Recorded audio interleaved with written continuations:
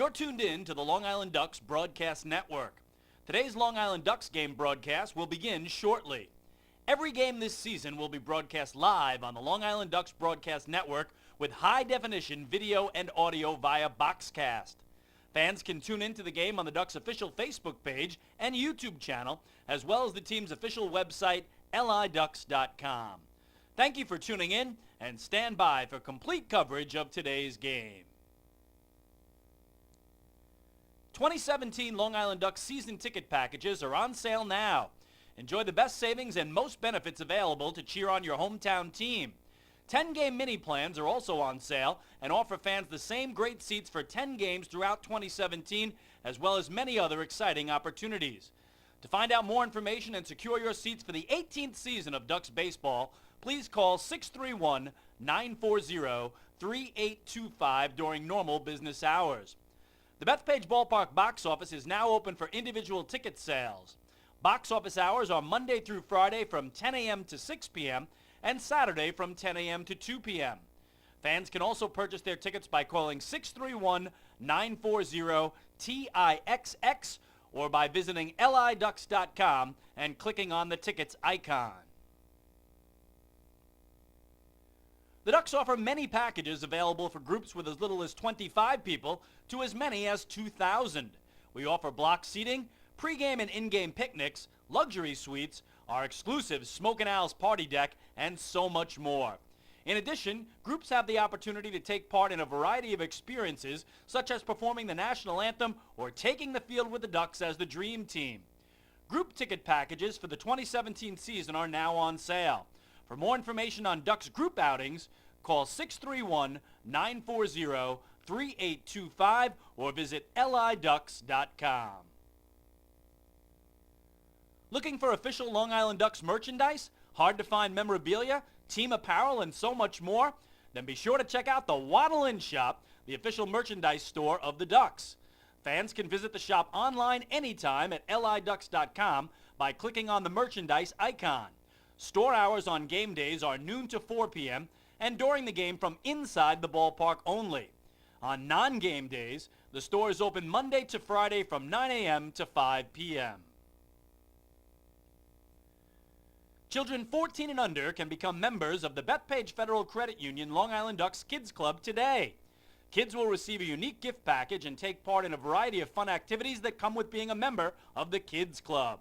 For more information on how to sign your child up, please call 631-940-3825 during normal business hours. Quacker Jack, the 7-time Best Long Island mascot, is now available for appearances at parties and other special events throughout the Long Island community. Please contact the Community Relations Department at 631-940-3825 to find out more information and to book an appearance. Once again, thank you for tuning in to the Long Island Ducks Broadcast Network. Today's game will begin momentarily. You're tuned in to the Long Island Ducks Broadcast Network. Today's Long Island Ducks game broadcast will begin shortly. Every game this season will be broadcast live on the Long Island Ducks Broadcast Network with high-definition video and audio via Boxcast. Fans can tune into the game on the Ducks' official Facebook page and YouTube channel, as well as the team's official website, liducks.com. Thank you for tuning in, and stand by for complete coverage of today's game. 2017 Long Island Ducks season ticket packages are on sale now. Enjoy the best savings and most benefits available to cheer on your hometown team. 10-game mini plans are also on sale and offer fans the same great seats for 10 games throughout 2017, as well as many other exciting opportunities. This is Long Island Ducks baseball. Justin Davies at the plate, the winning run at third. Crowd going nuts. Swung on, bouncing ball left side, off the mitt, up third baseman Brad Strauss. Here comes Willie Rodriguez. Justin Davies has done it again. The Ducks are one flag away from the championship. Jason Johnson makes the catch. He makes the catch, and the Long Island Ducks have swept the Camden River Sharks. They are the 2004 Atlantic League champions. Going back is Adam Bailey. He settles under it. He makes makes the catch! Adam Bailey makes the catch! And for a second straight year, the Atlantic League trophy will reside on Long Island. The Ducks are the Atlantic League champions. Swinging a ground ball, hit toward short, charging in his lines. He fields, throws to first. The comeback is complete. From 2-0 down in the series, the Long Island Ducks have won 3 in a row at home. And for the 5th time in franchise history, they will head to the Atlantic League Championship Series. And now it's time for the Long Island Ducks pregame show. Live from Bethpage Ballpark in Central Islip, New York, it's time once again for Long Island Ducks baseball. And tonight the Long Island Ducks take on the Somerset Patriots in Game 1 of the best-of-5 Liberty Division Championship Series for 2017. Hello again, Chris King, joined by Michael Pollock. Lots ahead on our pregame show. We're going to head out to the mound right now, though, because we're going to start tonight's broadcast with a very special guest who is here to throw out one of the ceremonial first pitches. So we'll turn it over to our PA sound system here at the Duck Pond. And she'll be joining us to throw first pitch to Kevin Baez. Kirsten, take it away. Let's have a nice big round of applause for Kirsten Duck fans. She's with our junior Ducks. And then last, but certainly not least, he is one of the greatest players to ever wear a Ducks uniform. His career included 5 All-Star selections, 3 Liberty Division titles, 2 Atlantic League championships, and the league's Player of the Year award in 2009. Not to mention, he holds the franchise record in games played, hits, home runs, RBI, runs scored, and doubles. He also holds the Atlantic League record for doubles in a single season. And on August 16th of 2015, his number 16 was retired by your Long Island Ducks and currently sits to the right of our Duck Vision scoreboard. Ladies and gentlemen, please give a huge Long Island Ducks round of applause. Throwing out a first pitch to his former manager, Kevin Baez. Here is Long Island Ducks legend, Ray Navarrete.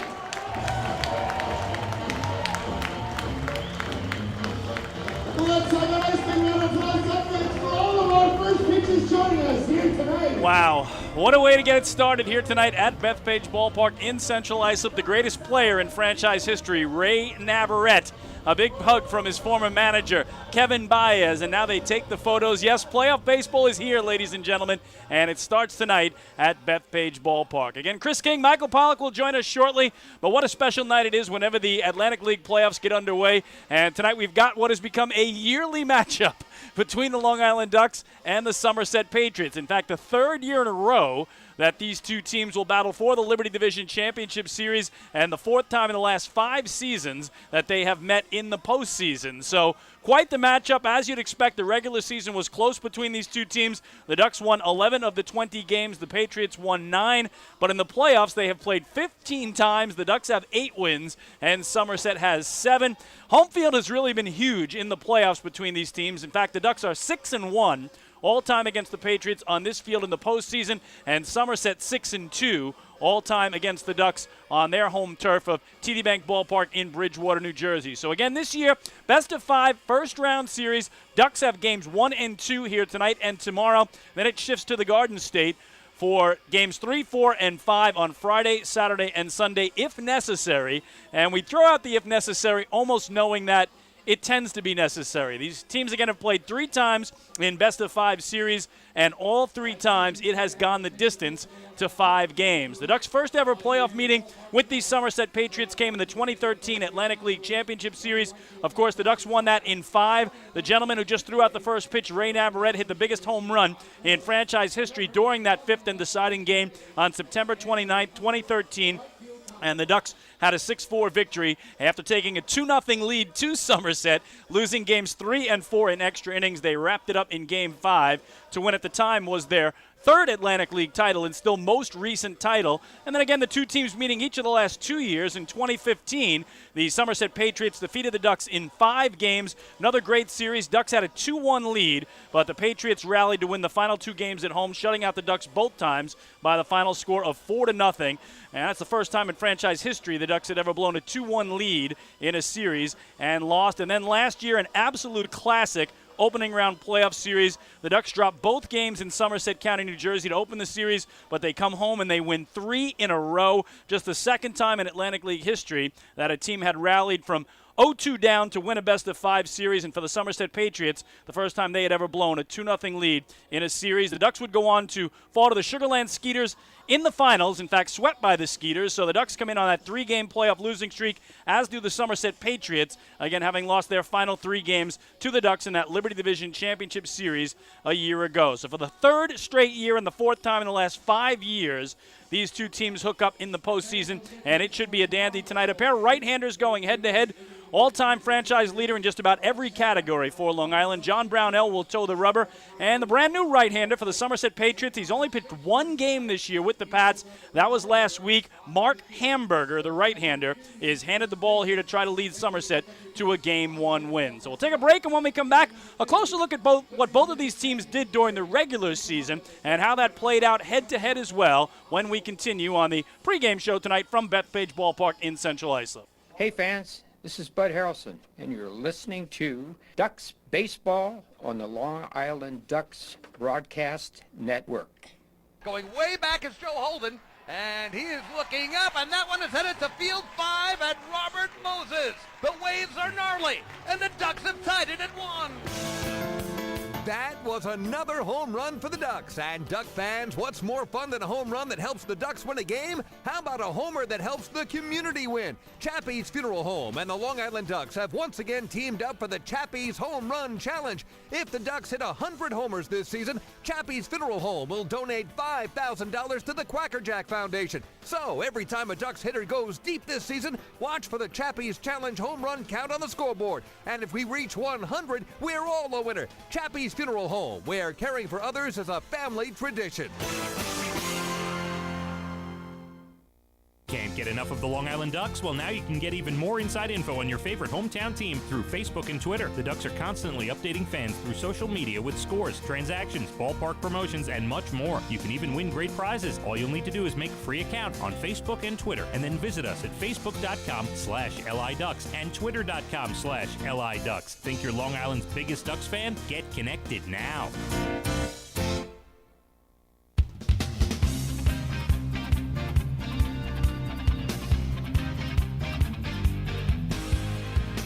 Chris King and Michael Pollack back at Bethpage Ballpark in Central Islip, New York before tonight's Game 1 of this 2017 Best-of-5 Liberty Division Championship Series between the Long Island Ducks and the Somerset Patriots. As you can see right now, the lineups being exchanged at home plate between the managers Kevin Baez for the Ducks and Brett Jody for the Somerset Patriots.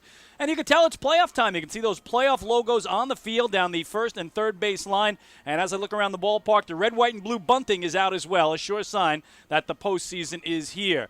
In just a moment, our PA announcer, Bob the Bullet Otone, will introduce both the Somerset Patriots and the Long Island Ducks. And tonight we will let you listen in to the complete introductions for both teams tonight. The Ducks overall this year, 73-67. They were winners of the second half with a 37-33 record. Somerset Patriots were 74-65 overall. They won the first half with a 42-28 record. And again, both teams struggled down the stretch. The Ducks had just 2 wins in their last 11 games. Patriots won just 4 times in their last 11 contests. So we're going to turn it over to PA announcer Bob the Bullet Otone for the introductions of both the visiting Somerset Patriots and your Long Island Ducks. Take it away, Bullet. Number 6, Glenn Barker. Pitching coach in the bullpen at the end of the left field line, number 11, Corey Donnell. First base coach, number 44, Fox Fire. Also in the bullpen coach, number 18, Alfonso Rita. And now, ladies and gentlemen, boys and girls, for the Somerset Patriots, here's tonight's inactive list. Number 7, outfielder Craig Golson.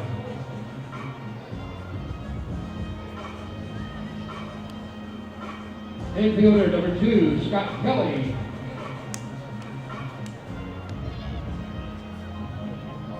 Pitcher number 30, Connor Root. Infielder number 3, Tony Thomas. And pitcher number 17, Justin Wright. And now, baseball fans, here's tonight's non-starters for the Somerset Patriots. The pitchers, number 20, A.J. Actor. Number 25, Dustin Antolan. Number 10, Mike Antonini. Number 36, Wayne Velo. Number 33, Pete Hessler. Number 23, John Hutton. Number 16, Lucas Urban. Number 35, Dustin Mollican. Number 12, Kyler Ruby. Number 22, Efrain Nieves. And pitcher number 26, William Oliver. Somerset Patriots catcher number 21, Adam Donahue. Somerset Patriots outfielders, number 91, Aaron Eggleston. And number 13, Carlos Guzman. And now, baseball fans, here is the starting lineup for tonight's Somerset Patriots, the first half Liberty Division champions.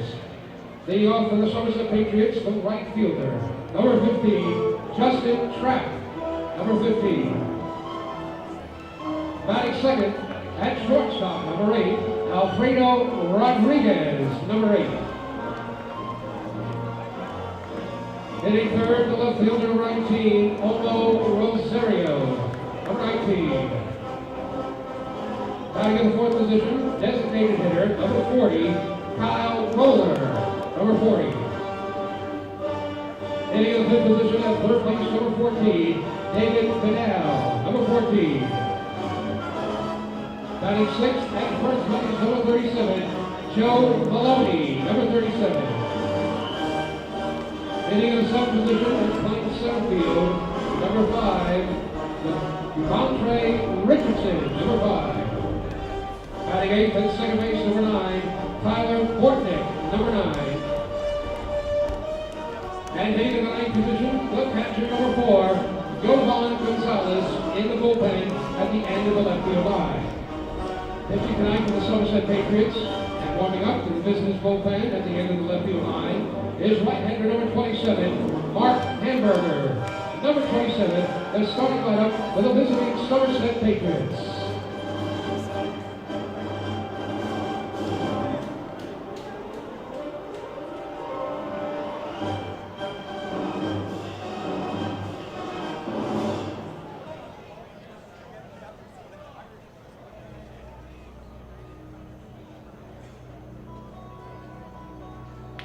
And now, baseball fans, it's time to meet your 2017 second half Liberty Division champion, Long Island Ducks. Please turn your attention now along the first base line for your Long Island Ducks this evening. First, the clubhouse manager, Emilio Caparo. Assistant clubhouse manager, Camilo Paez. Trainer, Donnie Pitchford. Assistant trainer, Joseph Streistek. Long Island Ducks manager, number 10, Kevin Baez. Long Island Ducks pitching coach, number 22, Billy Horn, number 22. And now, ladies and gentlemen, boys and girls, here's tonight's inactive list for Long Island Duck team members. And it's good to have you back here at the ballpark. We miss them. Here's number 2, Cody Puckett.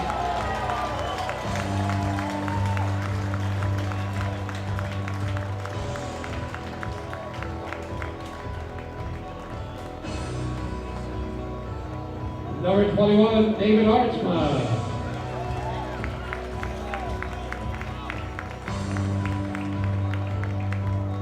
Number 99, Bruce Kern.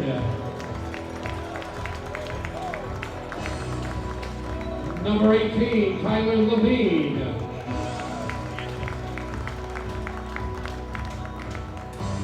Number 19, Derek Piles. And number 15, Jose Velez. Number 15. And now, Duck fans, here's tonight's non-starters. Pitchers. Number 14, Patrick Kreider. Number 14. Number 38, Mario Diaz. Number 38. Number 45, Jake Gunning. Number 45. Number 25, Jake Fisher. Number 25.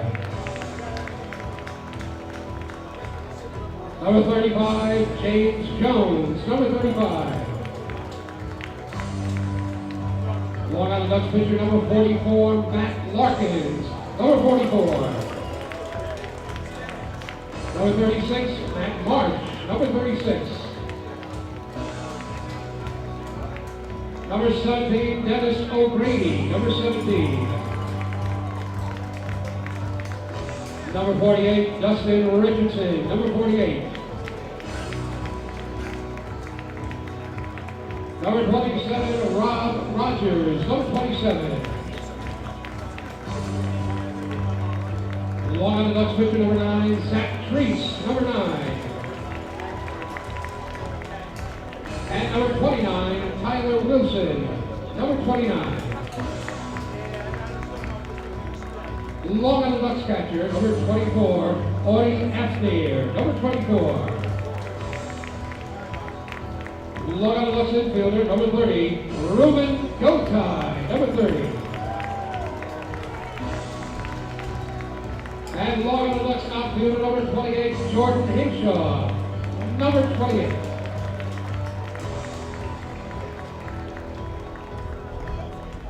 And now, baseball fans, here they are. Here are your 2017 Long Island Ducks. Leading off the Long Island Ducks is the third baseman, number 6, Giovanni Alfonso, number 6. Batting second at second base, number 13, Elmer Reyes, number 13. Hitting in the third position at first base, number 34, Mark Krause, number 34. Batting cleanup for the Long Island Ducks this evening and playing left field, number 20, Lou Ford, number 20. Hitting in the fifth position, the designated hitter, number 26, Angelo Sonko, number 26. Batting sixth is the catcher in the Long Island Ducks bullpen at the end of the right field line, number 23, Alex Berg, number 23, back to the sixth position. Hitting center for the Long Island Ducks and playing center field, number 5, Delta Cleary Jr., number 5. Batting in the eighth position, right fielder number 11, Anthony Vega, number 11. And hitting in the ninth position for the Long Island Ducks is the shortstop, number 12, Dan Lyons, number 12. Taking the Long Island Ducks and warming up with the Ducks bullpen at the end of the right field line is right-hander number 7, John Brownell, number 7. Ladies and gentlemen, boys and girls, your 2017 Long Island Ducks.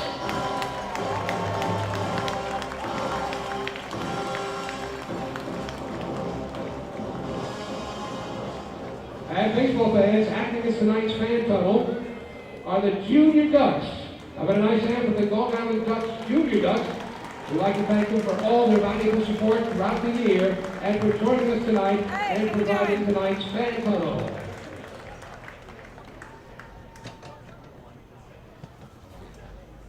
At this time, ladies and gentlemen, boys and girls, we ask you to please rise and remove your hats and caps. The Long Island Ducks on this big night here at Bethpage Ballpark are pleased to introduce to you, with tonight's national anthem, here's Amy Sosnovich.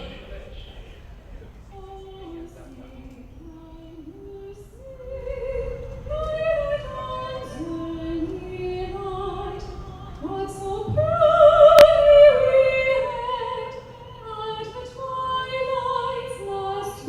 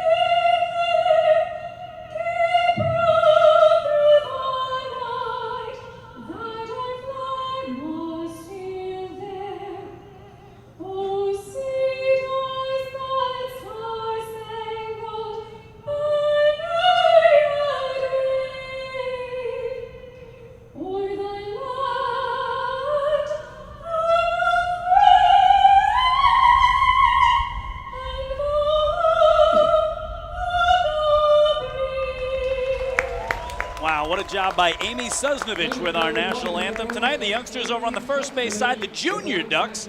And we are just about set for baseball here tonight. Again, game one of this best of 5 2017 Liberty Division Championship Series between the Long Island Ducks and the Somerset Patriots. The starting lineup, first for Brett Jody's visiting Somerset Patriots. Again, they won the first half Liberty Division title with a record of 42-28. Justin Trapp will lead it off in right field. Alfredo Rodriguez is the two-man at short. Olmo Rosario in left field hits third, and Kyle Roller, the DH and cleanup man. David Vidal is the third baseman batting fifth. Hitting sixth, it's newcomer Joe Maloney at first base. Batting seventh, DeMontre Richardson in center. Hitting eighth, Tyler Bortnick at second. And batting ninth and catching is Jovan Gonzalez. All of that in support of the 30-year-old right-hander from Shoreview, Minnesota, making just his second appearance with the Somerset Patriots. Mark Hamburger gets the ball tonight in playoff game number 1 of the season for Brett Jody's guys.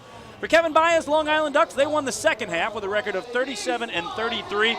Giovanni Alfonso will lead it off at third base. Elmer Ray is the two-man at second. Mark Krause will hit third and play first base, and the cleanup hitter is left fielder Lou Ford. The DH tonight is Angelo Sanko. He's in the 5-hole. Batting sixth, it's the catcher Alex Berg. Hitting seventh, center fielder Delta Cleary Jr. Batting eighth, back in the lineup, it's Anthony Vega in right field, and the shortstop is Dan Lyons batting ninth. And tonight, of course, with it being playoff game number 1 of a new year, Kevin Baez will hand the baseball to John Brownell, the 34-year-old right-hander from Omaha, Nebraska, who again has pitched more games in the playoffs, the regular season, the all-time franchise leader, Michael Pollock, in just about every single category. No one else you'd expect to have the ball tonight for Long Island than John Brownell. Well, I do know it wasn't the easiest of decisions for Kevin Baez with the way Matt Lorgans pitched, especially in the second half of the season, was one of the best on the Ducks pitching staff, and Brownell did miss a couple starts during the course of the year, but overall has been terrific as expected. People forget with some of the struggles he had at different points. He was an all-star this year for the very first time in the Atlantic League, and this is his 6th season with the Ducks. So he is back for this year. He is back in the Game 1 spotlight, just where you would expect him. And the Ducks, as you mentioned, Kevin Baez would rather have nobody on the mound than him. He's come through time and time again in those situations, and he's basically earned that opportunity to go as the number 1 starter. And again, John Brownell's last 6 playoff starts, 6, have all been against this Somerset Patriots team. He has pitched games 1 and 5 of last year's LDCS, of the 2015 LDCS, and of course of the 2013 Atlantic League Championship Series, where he was MVP, putting together a 3-0 record in the playoffs. First Ducks pitcher ever to win 3 postseason games in the same year. And I think that's part of it as to why Kevin Baez goes with John Brownell. He's had so much experience facing this Patriots team. It's not like it's a brand new experience for him, although this will be the first time he's going to face him at home this year. Yep. But the bottom line is John Brownell's come through in this time over and over. He's his Game 1 starter. He's got the experience against Somerset. He's got the experience in the postseason. Who better to go to than John Brownell? That's going to be an interesting thing to watch tonight. The Patriots know John Brownell very well. The Ducks know very little about Mark Hamburger, who again has joined the Patriots and pitched just 1 time. So the familiarity of Somerset with Brownell is huge. The Ducks have no idea what they're going to see out of Mark Hamburger on the other side. And it's certainly going to be an adjustment. I think first time through the order, you'll see a lot of guys taking the first or second pitch of an at-bat, trying to see what he's going to do. He was teammates with Angelo Sanko in St. Paul with the Saints, so I know Kevin Baez and the rest of the guys were going up to Angelo, kind of asking some of the things that he does on the mound. But it will be an adjustment. It'll be a new thing for the Ducks to see him, whereas the Patriots do know what John Brownell likes to do, and the key for John is to be throwing those first pitch strikes, getting ahead in the count. This is a very patient Patriots team that likes to draw walks, and John Brownell has to find a way to get ahead in the count early, force them to put the ball in play, which when he does get Somerset to do, usually leads to good results. All right, behind John Brownell tonight, he's got Mark Krause at first base, Elmer Ray is at second, Dan Lyons the shortstop, and Giovanni Alfonso at third. Lou Ford's in left, Delta Cleary Jr. in center, Anthony Vega in right, and Alex Berg does the catching. Again, Brownell this year, 24 games with the Ducks, all of those starts, a 10-5 record. The 10 wins led Long Island and were 5th most in the Atlantic League. A 3.44 ERA, that was 3rd best in the Atlantic League. In 146 and a third innings, he allowed 140 hits. He walked 51 and struck out 96. And as Michael told you, did face these Patriots 3 times this year, but all of those in New Jersey. He had no record and a 4.59 ERA in those 3 games. So he's not faced the Patriots on this field yet this season, so perhaps a small advantage for Brownell, who was actually much better, Michael, this year on the road than he was here at home. Yeah, he was very good on the road, and that's certainly a positive sign, but of course he does love pitching in this ballpark, and that is a little bit of an advantage, as you mentioned, that Brownell hasn't faced him here at home this year. But I think ultimately when it comes down to it, the Patriots do know what John Brownell likes to do. It's about execution. You looked at it, Brownell's numbers this year, has walked a little bit more than you typically see, has struck out a little bit less than you see, but still the results in terms of earned run average are the same record-wise, still very similar. He's maybe not throwing as many complete games as we're used to seeing because the walks tend to get his pitch count a little bit higher than you'd expect, but ultimately he's got the job done, and that's keeping opponents off the scoreboard as much as he can.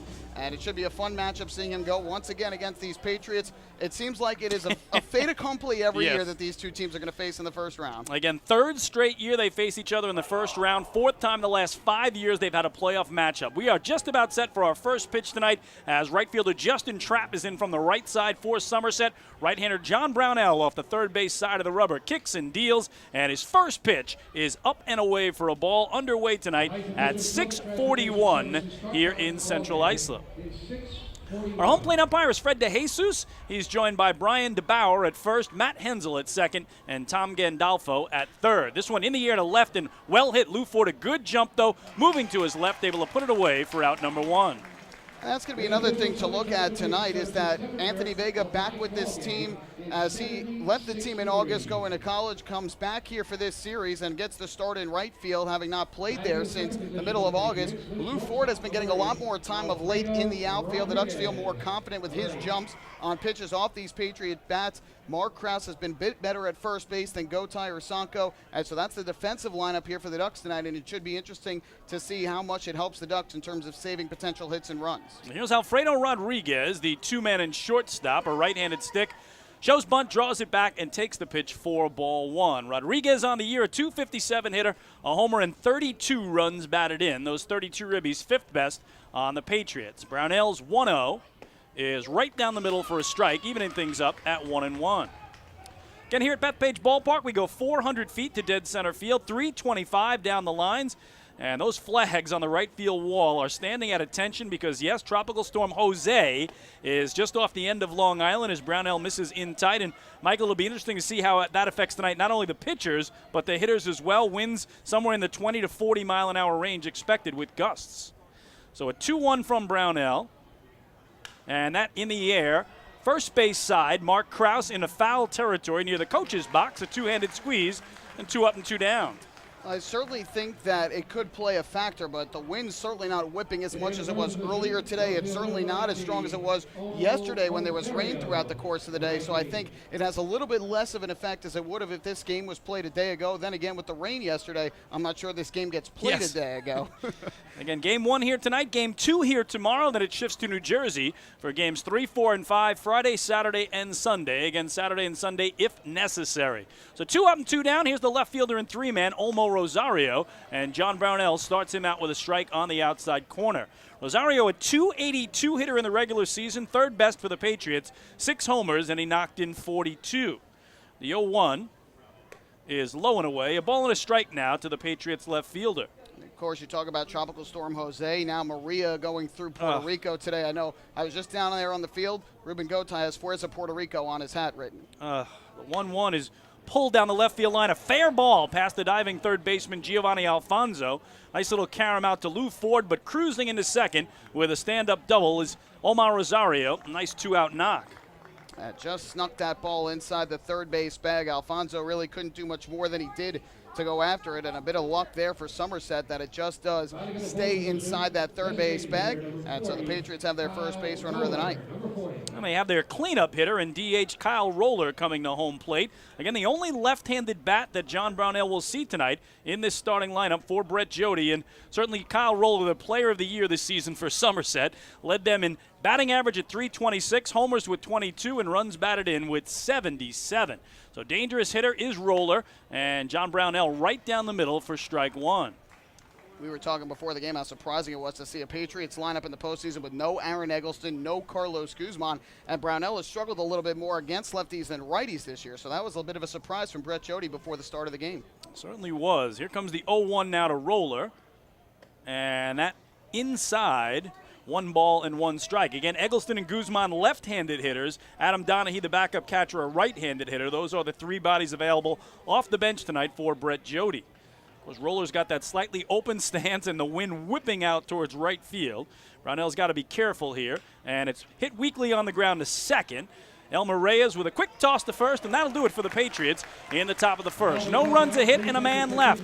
We're midway through inning number 1 tonight at Bethpage Ballpark in Central Islip, New York. It's the Somerset Patriots 0, and the Long Island Ducks coming to bat. Hey fans, this is pitcher John Brownell, and you're listening to Ducks Baseball on the Long Island Ducks Broadcast Network.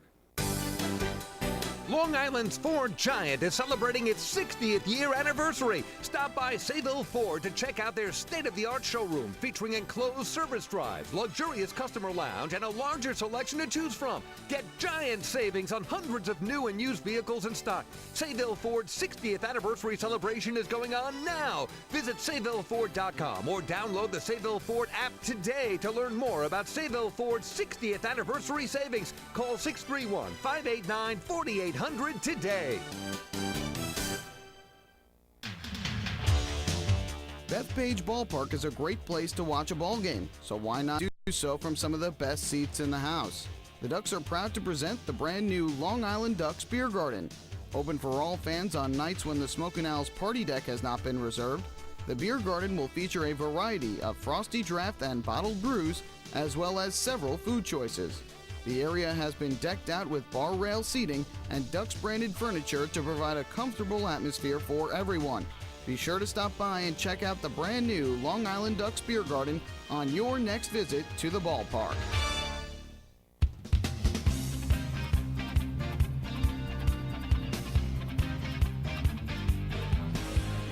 Well, fans, every walk by a Long Island Ducks batter this season presented by City MD Urgent Care. There are over 15 City MD locations across Long Island offering the comprehensive quality care you need the moment you need it. City MD Urgent Care. Need a doctor? Just walk in. And Chris, didn't get a chance to join you during the pregame show, but it's a pleasure to be back here in the broadcast booth with you for the first time, I think, since the Ducks came back from 2-0 down to defeat these Patriots in the first round last year. That is right. Great to be with you, Michael. And you and I were Game 5 of that Liberty Division Championship Series a year ago. You had that great call that we still play in the open every night of the Ducks completing that incredible comeback from 0-2 down to win the best-of-5 series. Again, a year ago, the home team won all 5 games between these two squads. And it's been incredible when you look at the season series in the regular season and in the postseason all time. Yep. The Ducks are up by 1 game in each series. So Amazing. It's been so tightly contested. The Ducks have played very well here at Bethpage Ballpark against Somerset. The Patriots have done very well at their ballpark. And ultimately, the Ducks will have to find a way to win 1 in New Jersey if they want to win this series. So we head to the bottom of the first in a scoreless game. And on the hill tonight for the Patriots, the 30-year-old right-hander from Shoreview, Minnesota, 6'4", 200-pound Mark Hamburger. Again, making just his second start with the Somerset Patriots. He took a no decision in a 5-2 loss to the New Britain Bees on Thursday night. That was his Patriot debut. So the first to see him, Giovanni Alfonso for Long Island. And Fonzie takes a called strike. Alfonso, the Ducks' leading hitter in the regular season at .309. That was the 6th best average in the league. He also had 4 homers and 45 runs batted in. 0-1 here, misses away. And Michael, we might as well get it out of the way right at the top. The Patriots going out and signing this right-hander, hoping he would provide a little hamburger helper, right? I would say so. I'm already hungry, and you mentioned his name once. The 1-1 is outside, 2 balls and a strike. So, again, they got great reports on Hamburger, a guy they've really been chasing all year long, and finally signed him up in time for the playoffs.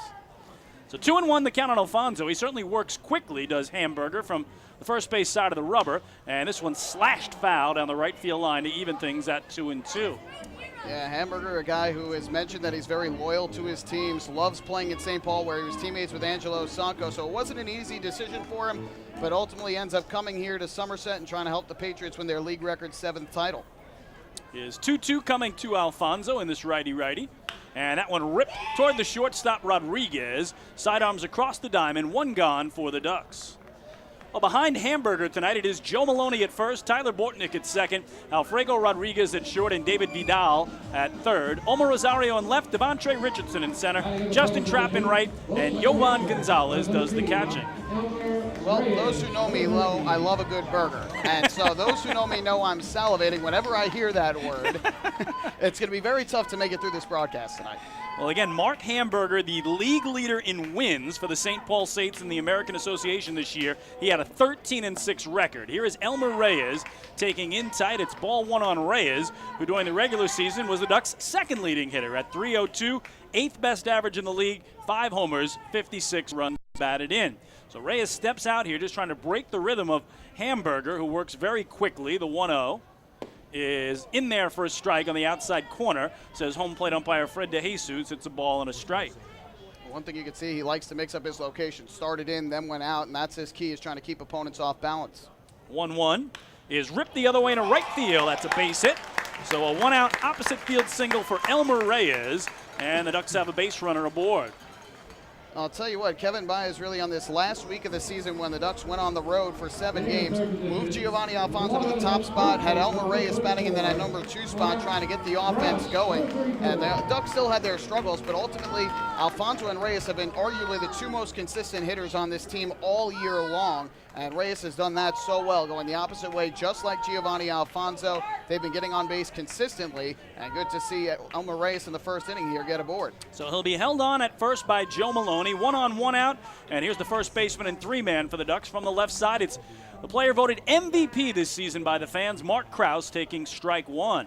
Krause hit .282, 21 homers, was second on the Ducks, and 84 runs batted in, led Long Island, and was second most in the Atlantic League. Reyes right at the cutout. The 0-1 to Krause is ripped foul down the right field line as umpire Brian DeBruyer just got out of the way there, as did first baseman Joe Maloney. A hot shot off the bat of Krause. He had to get out of the way quick. That was a frozen rope right off the bat of Krause, who was basically right on that, just a little bit out in front, and missed smoking one down the right field line. And you can see right fielder Justin Trapp is playing much closer to the line here, so a bigger gap in right center field. Again, he is close to the warning track as well, with that wind whipping out toward right field. And here Hamburger, a quick toss over to first. Elmer Reyes had just 1 stolen base in the regular season and was caught twice, so not much of a threat to go here. But we'll see if the Ducks can get something going here in a scoreless game, bottom of the first, with 1 away. Krause ready for the 0-2, and it's taken the other way to left. So good battle here. Mark wasting away a couple of Hamburger's offerings. You can see he's got good velocity on that fastball, as Krause was out in front of 1 pitch, but there on the fastball was a bit late on it. And so that's what this first time through the order is going to be for the Ducks against a new face. It's going to be timing that fastball and trying to square it up a bit better, especially the second time through the order. So the count remains 0-2 on Krause. And here he looks at one carefully away, 1 ball and 2 strikes. Again, Hamburger at St. Paul this year, 13-6 record. The 13 wins led the American Association, a 4.13 ERA, and he also racked up 115 strikeouts. That was 5th best in the American Association. So each of the last 2 years there, he's won 12 or more games, one of the best pitchers in that other independent baseball league.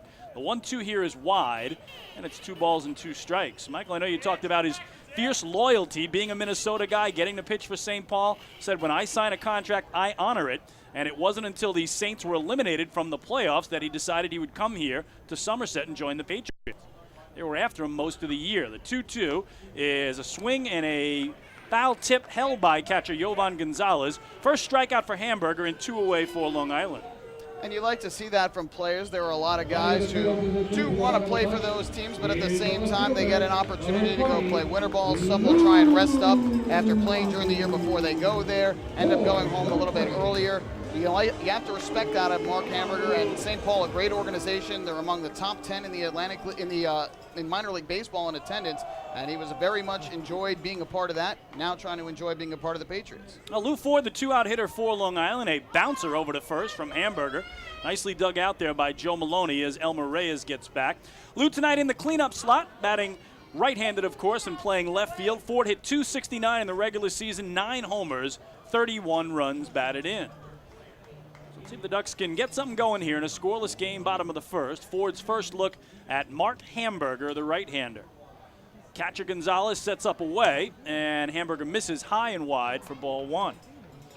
Hamburger did make it up to the big leagues in his home state. He pitched 5 games in relief for the Minnesota Twins back in 2011, a 1-0 record in the big leagues and an ERA of 4.5. So 1 lifetime win in the show. Ford slashes it foul way down the right field line.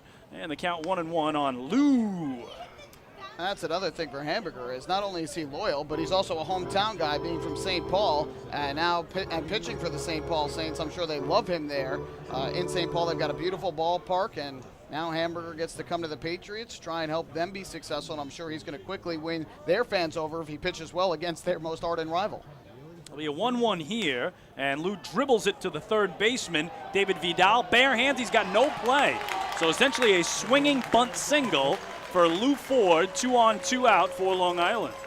And that was something we saw a little bit of down in Sugar Land when the Ducks made that terrific comeback on Friday night to win the opening game of that series. Was a lot of those little dribblers. They got a lot of bounces to go their way where they didn't hit the ball all that hard, but they found the ball that hit off the second base bag. They had 2 dribblers that went to third.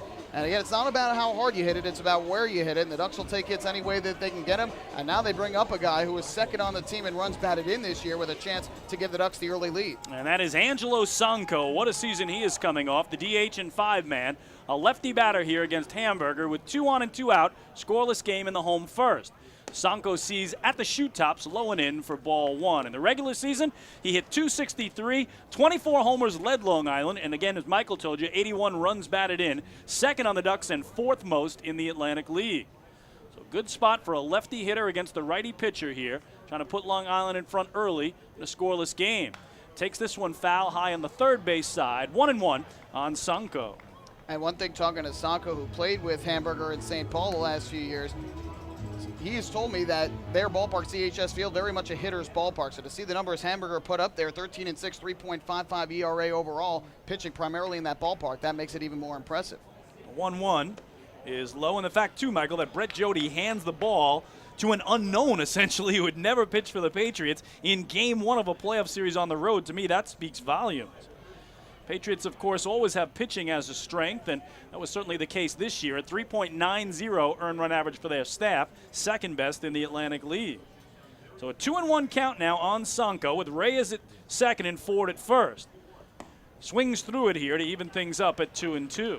I think it says 2 things. I think it says, 1, Somerset has had a little bit of inconsistency in their rotation after losing a lot of guys during the year. Yep. But 2, it just says how much trust they have in him to give him the ball when, again, they've only seen 1 start in person for the Patriots. So it's definitely a bit of a risky decision, but it could end up paying off if he is able to silence this Ducks lineup. And the Ducks have never seen him prior to tonight. Dancing off second is Reyes, Hamburger at check, and then the 2-2 is another swing and a foul tip held by Jovan Gonzalez. So a strikeout to end the inning is second of the frame for Hamburger, and that'll do it for Long Island. No runs, 2 hits, 2 left. We go to the second in CI. No score tonight in Game 1 of this Liberty Division Championship Series between the Ducks and Patriots. Hey fans, this is shortstop Dan Lyons, and you're listening to Ducks Baseball on the Long Island Ducks Broadcast Network. PSEG Long Island is making things work for you with over 10 energy efficiency programs that can help you save on your monthly electric bill. From our free online energy analyzer and in-home energy assessments to rebates on energy efficient air conditioning, even discounts on LED light bulbs. Helping you save on electricity is our job. What to do with your savings? Flight 85 now boarding for the magic of Orlando. Is entirely up to you. Visit psegly.com/save money. Just one more way PSEG Long Island is making things work for you. Take your group out to the ball game this season and enjoy all the fun of Ducks baseball at discounted prices with the picnic area, luxury suites, the Smokin' Owl's party deck, and so much more. Bringing your group to the game will be an unforgettable experience. The Ducks even offer opportunities to sing the national anthem, serve as the Ridgewood Savings Bank color guard, be the Nicolak Dream Team, put on a pregame performance, or shag fly balls during Ducks batting practice. To book your outing today, call 631-940-3825 and ask for the group sales department. Long Island Ducks Baseball. Good times every time.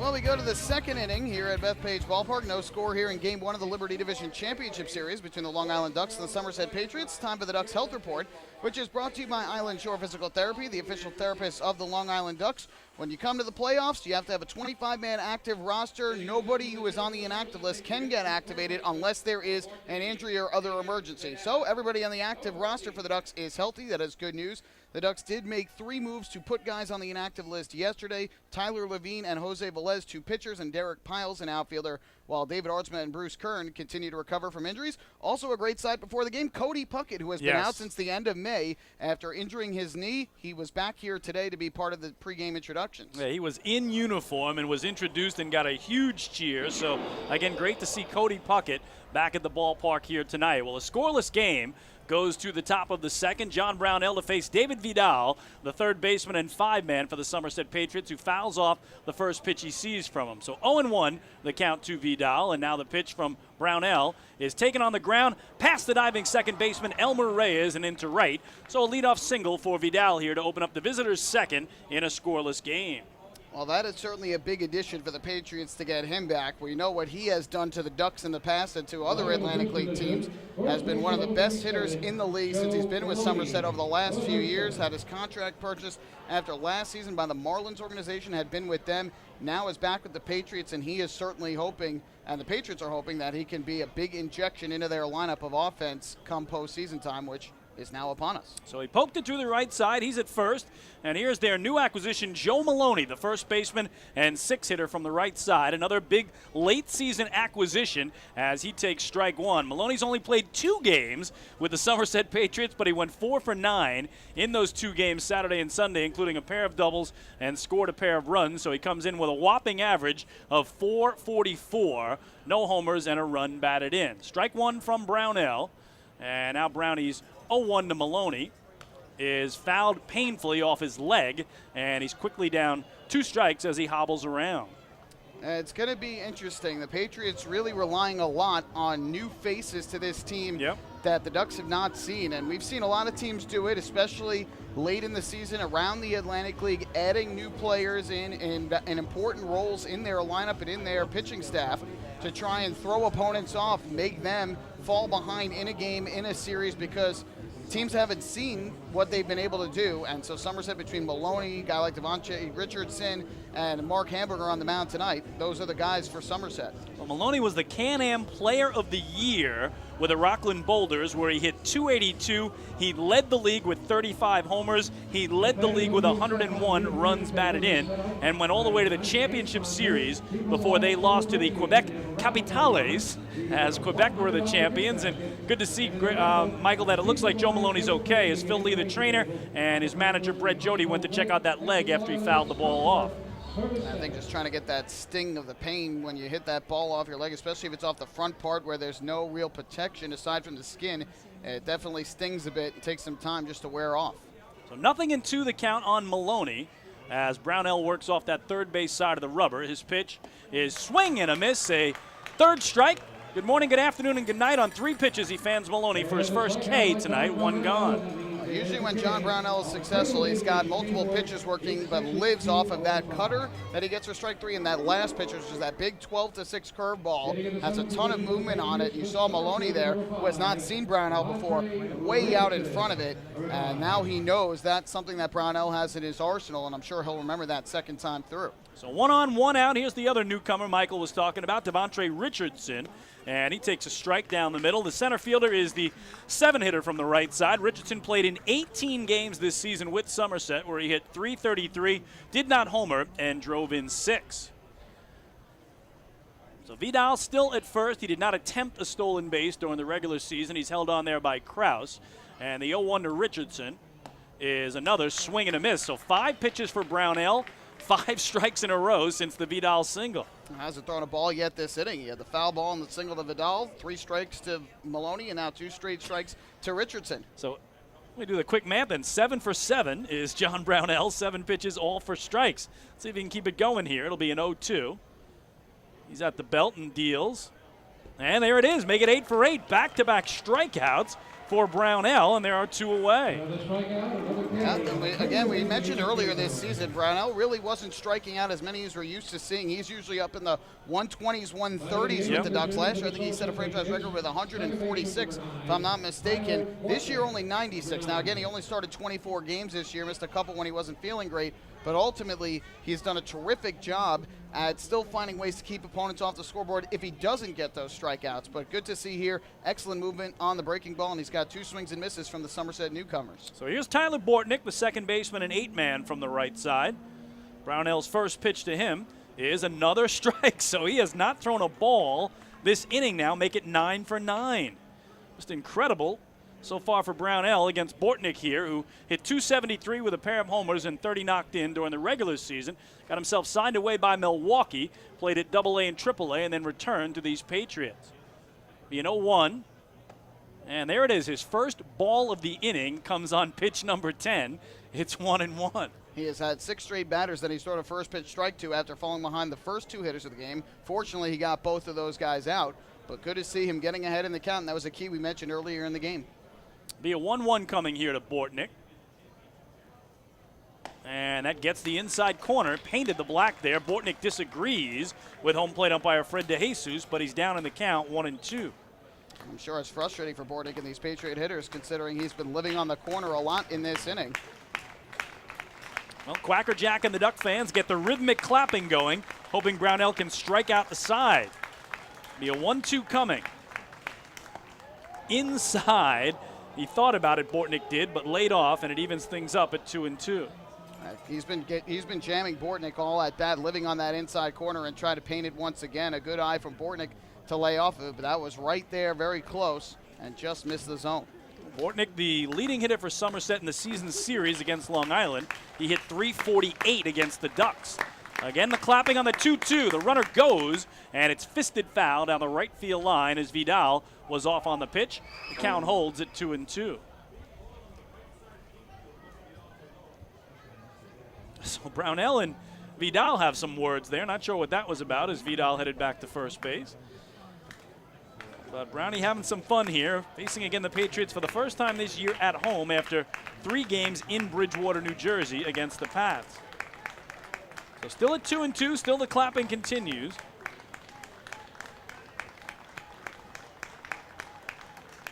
John's pitch. In there, a call, third strike.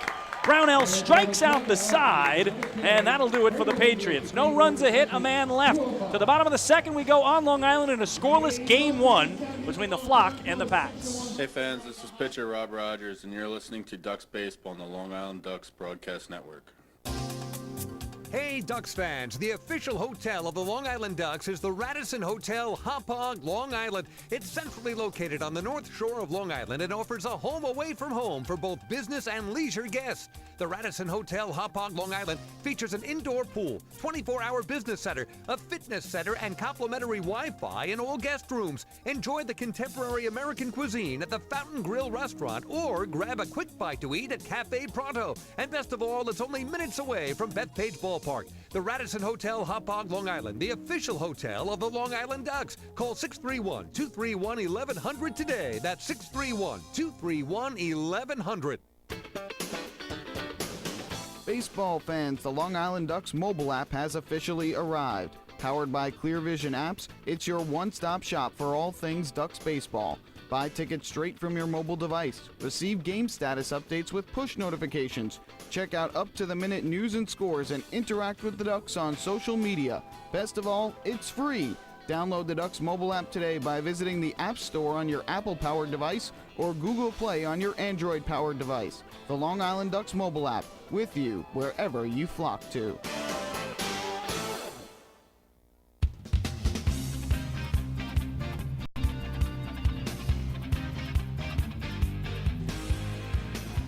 No scores. We go to the bottom of the second inning. Again, this is Game 1 of the Liberty Division Championship Series. Game 2 will be tomorrow night, same time, same place, 6:35 p.m. here at Bethpage Ballpark. Please do note the gates are going to open early tomorrow, a 5:15 gates open, as there will be a special cheerleading exhibition taking place on the field before the game. That should get the fans fired up for the start of Game 2.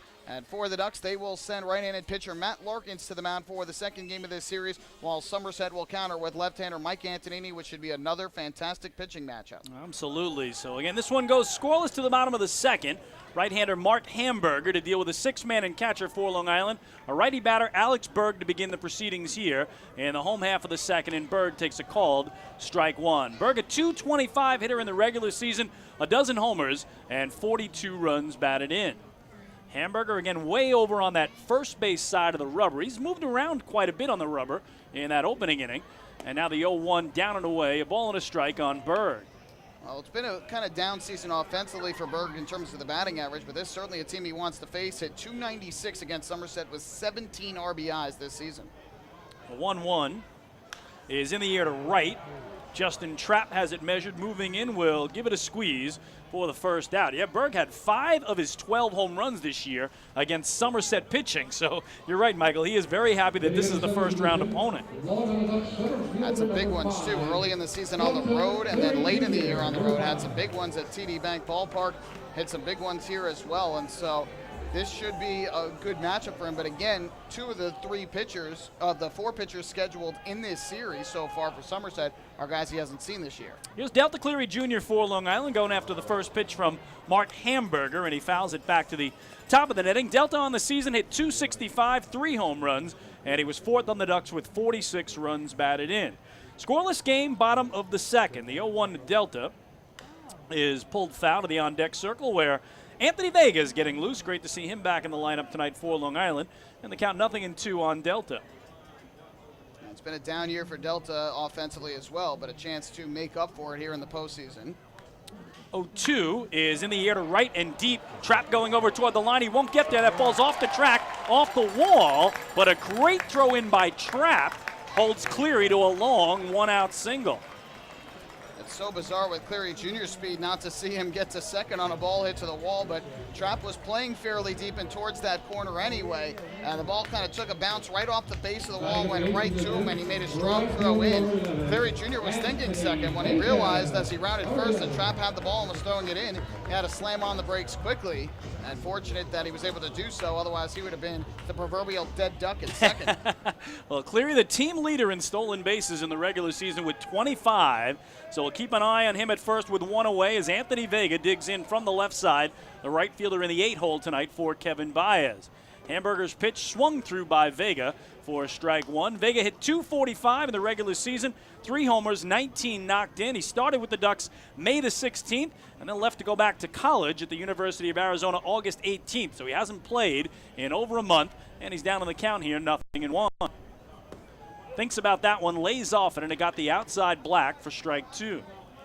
Good to see him back. The Ducks love what he can do defensively and on the bases with his speed. The key is obviously getting on base. He's a bit of a free swinger, so he's got to find ways to stay patient in the count and make good contact with the ball. Quickly 0-2, and now Hamburger wastes one that Vega wouldn't chase. It's a ball and 2 strikes. So great chance for the Ducks here to try to get a man in scoring position. With all that speed down at first, and Delta Cleary Jr., we mentioned the 25 steals. He was only caught 4 times. That was the second best stolen base percentage in the league. Right now he's at the cutout. Hamburger peeking at him over his shoulder.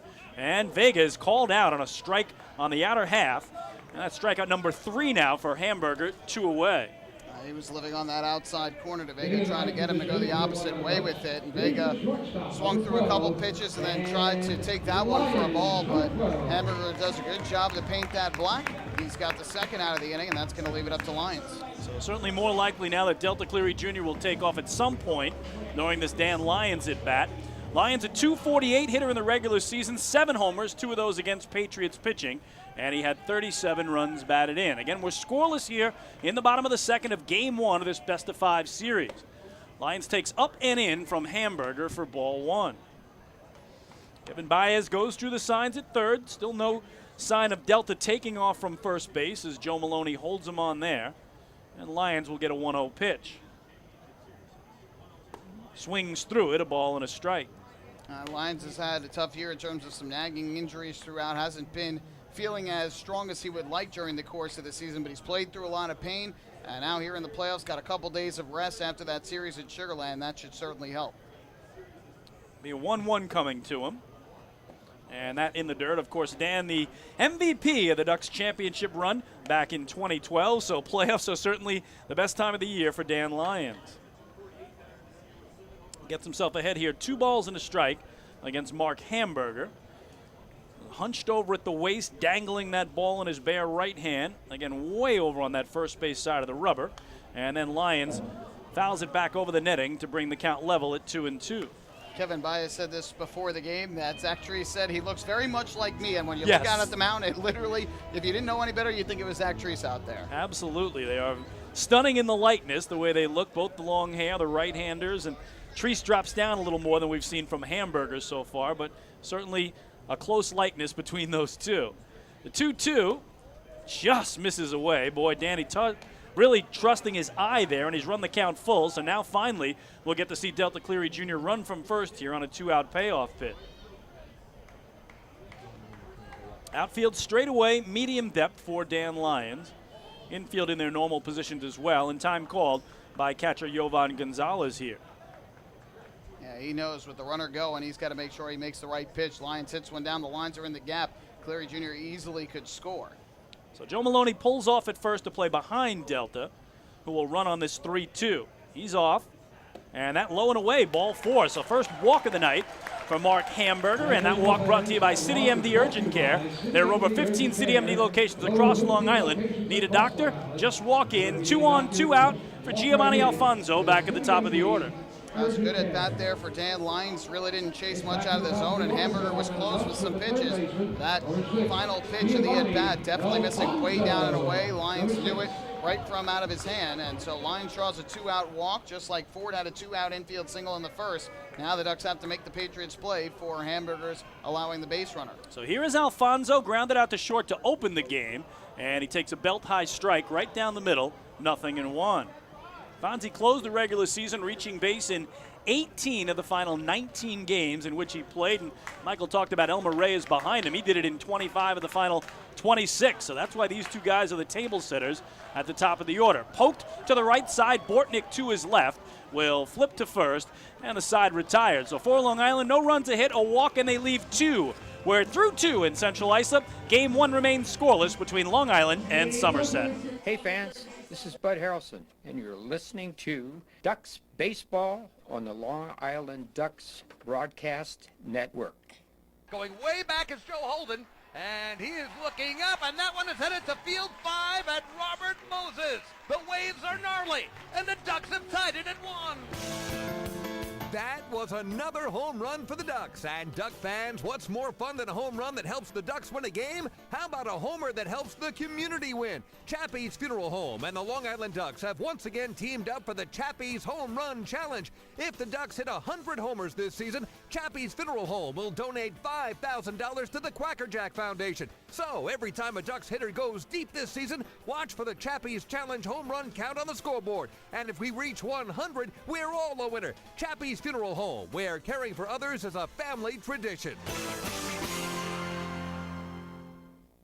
Can't get enough of the Long Island Ducks? Well, now you can get even more inside info on your favorite hometown team through Facebook and Twitter. The Ducks are constantly updating fans through social media with scores, transactions, ballpark promotions, and much more. You can even win great prizes. All you'll need to do is make a free account on Facebook and Twitter, and then visit us at facebook.com/LIDucks and twitter.com/LIDucks. Think you're Long Island's biggest Ducks fan? Get connected now.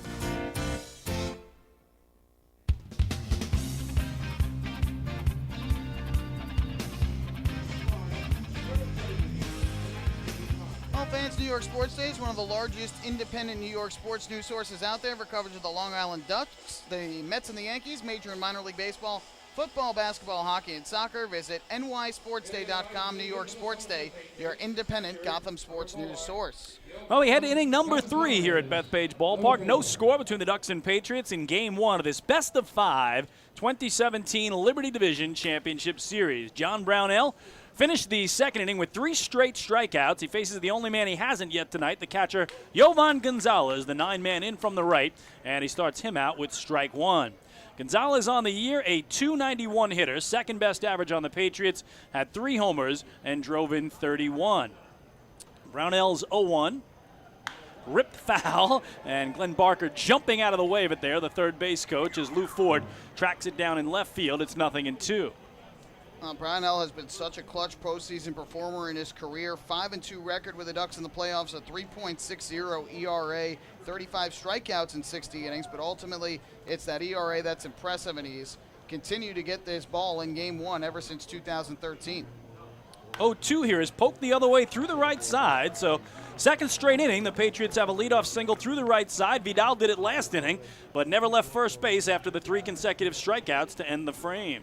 That's a good piece of hitting by the 9-hitter for Somerset. Stayed away with that pitch and just drove it in between first and second. Elmer Reyes, the second baseman, doesn't have a great amount of range, but I'm not sure any second baseman gets that ball. And he placed it perfectly in between Krause and Reyes.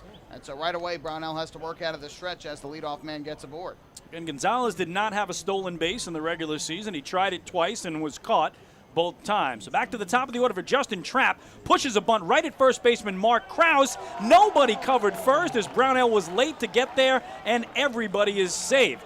So, Michael, that one is on John Brownell. He has got to beat Trapp to first base, and he simply didn't, and the Patriots have 2 on to open the inning. I do think, yes, Brownell needs to get over there much quicker, especially since he falls off to the first base side. He's got to get over there, but I think there was some miscommunication between him and Krause, because I thought Krause was going to go get it and go right after Trapp and try and tag him. I thought he had a play there, but Krause looked like he was going to go to second base with it and then realized he had no play. By the time nobody got over there, Reyes didn't get over to first base either. So bad job all around by the Ducks. So first and second, nobody out for the Patriots. Now bunt shown by Alfredo Rodriguez. Draws it back and takes the pitch for a strike, 0-1. So first time in the game the Patriots have had more than one runner on base. After the opposite field single by Gonzalez and the bunt single by Trapp, they're set up beautifully here. Good job by Brownell, though. Strike 1 against Alfredo Gonzalez, who fouled out to Krause at first in the opening inning. Shows bunt again, drops it down third, but foul, and now an interesting decision for Brett Jody. Michael, I don't think he'll leave it on at 0-2. Yeah, probably not. Rodriguez started the year really well, then kind of tailed off during the season, so he's not really your best hitter, but with 2 strikes, it's a risky decision. Then all of a sudden, that's the first out if he doesn't get it down and you give away an out. But Rodriguez having trouble getting it down. He had 4 sacrifice bunts during the year, but ultimately 2 foul balls there. And we saw late in the year the Ducks made some defensive mistakes more so than they had all year long. It's something that if the Ducks want to win this series, it's going to come down to the details. And those defensive mistakes, like on that bunt, have to be avoided if the Ducks have a chance of beating the Patriots.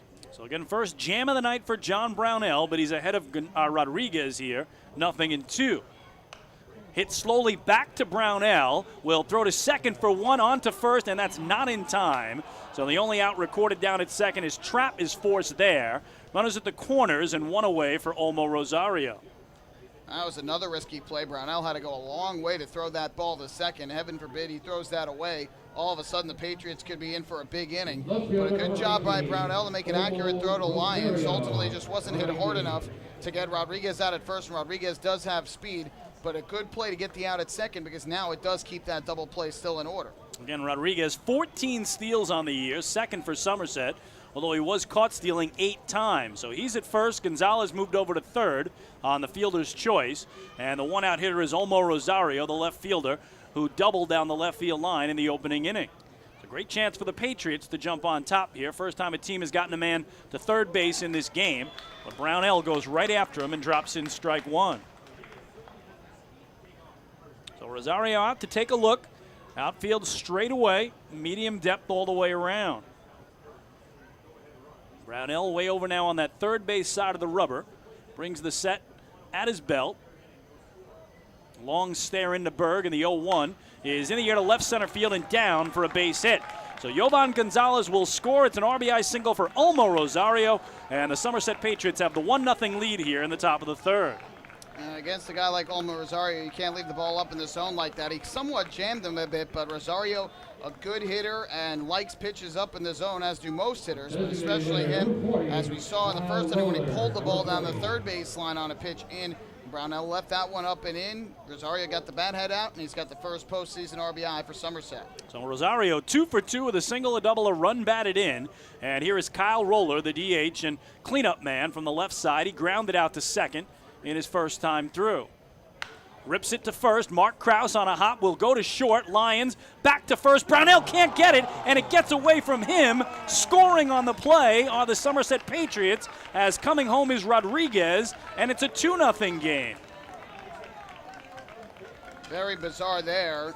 And Lyons' throw, I think, was just off target, and Brownell might have slipped trying to get his foot on the base, but ultimately, even with his foot on, I'm not sure he would have gotten it. It seemed like that throw kind of tailed back towards home plate from Lyons. And so a run scores on the play, and now it's 2-0 on what could have and probably should have been an inning-ending double play. So tough break for the Ducks. Tack another run on for Somerset. It's a 2-0 game. Roller at first, and here is David Vidal, who singled through the right side in the opening inning.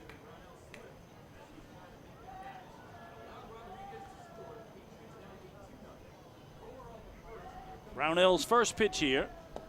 Splits the plate in half for strike one.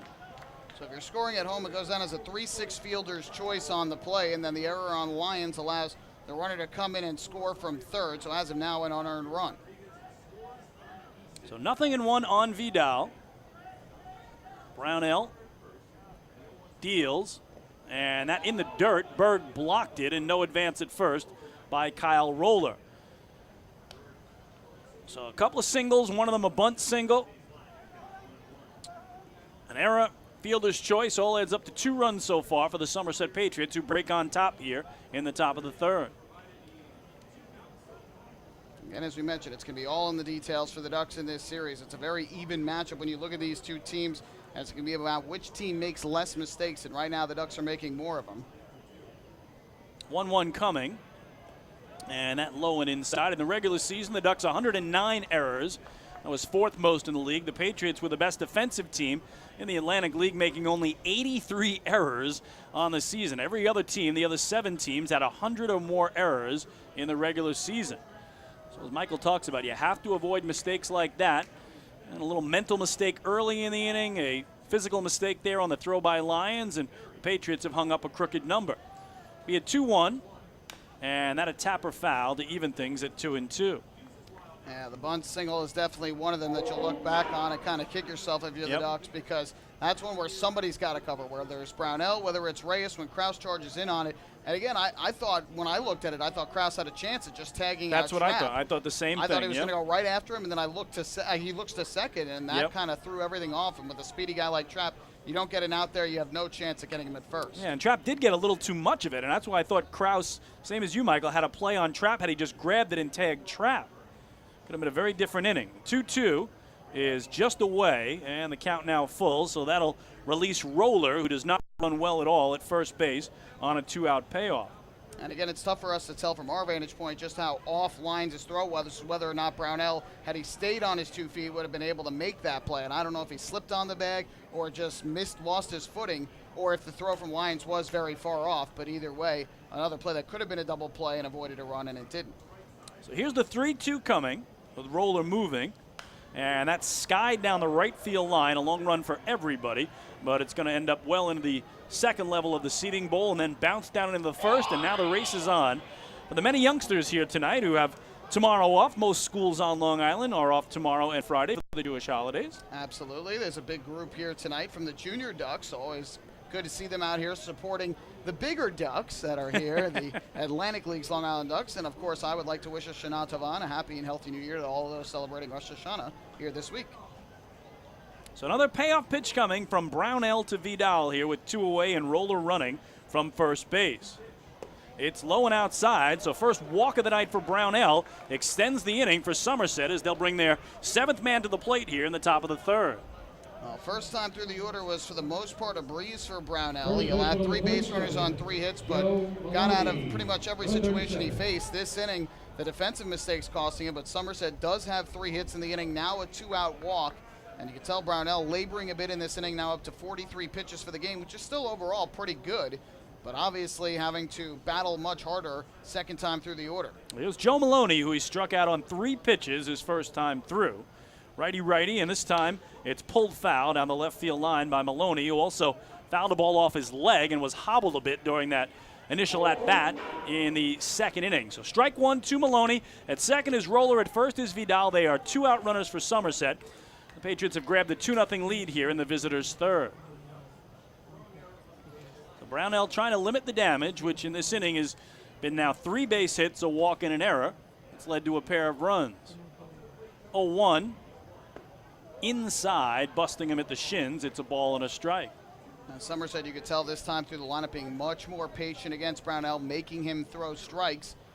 Brownell in a bit of a battle here as Somerset trying to put a big crooked number up on the scoreboard in this third inning.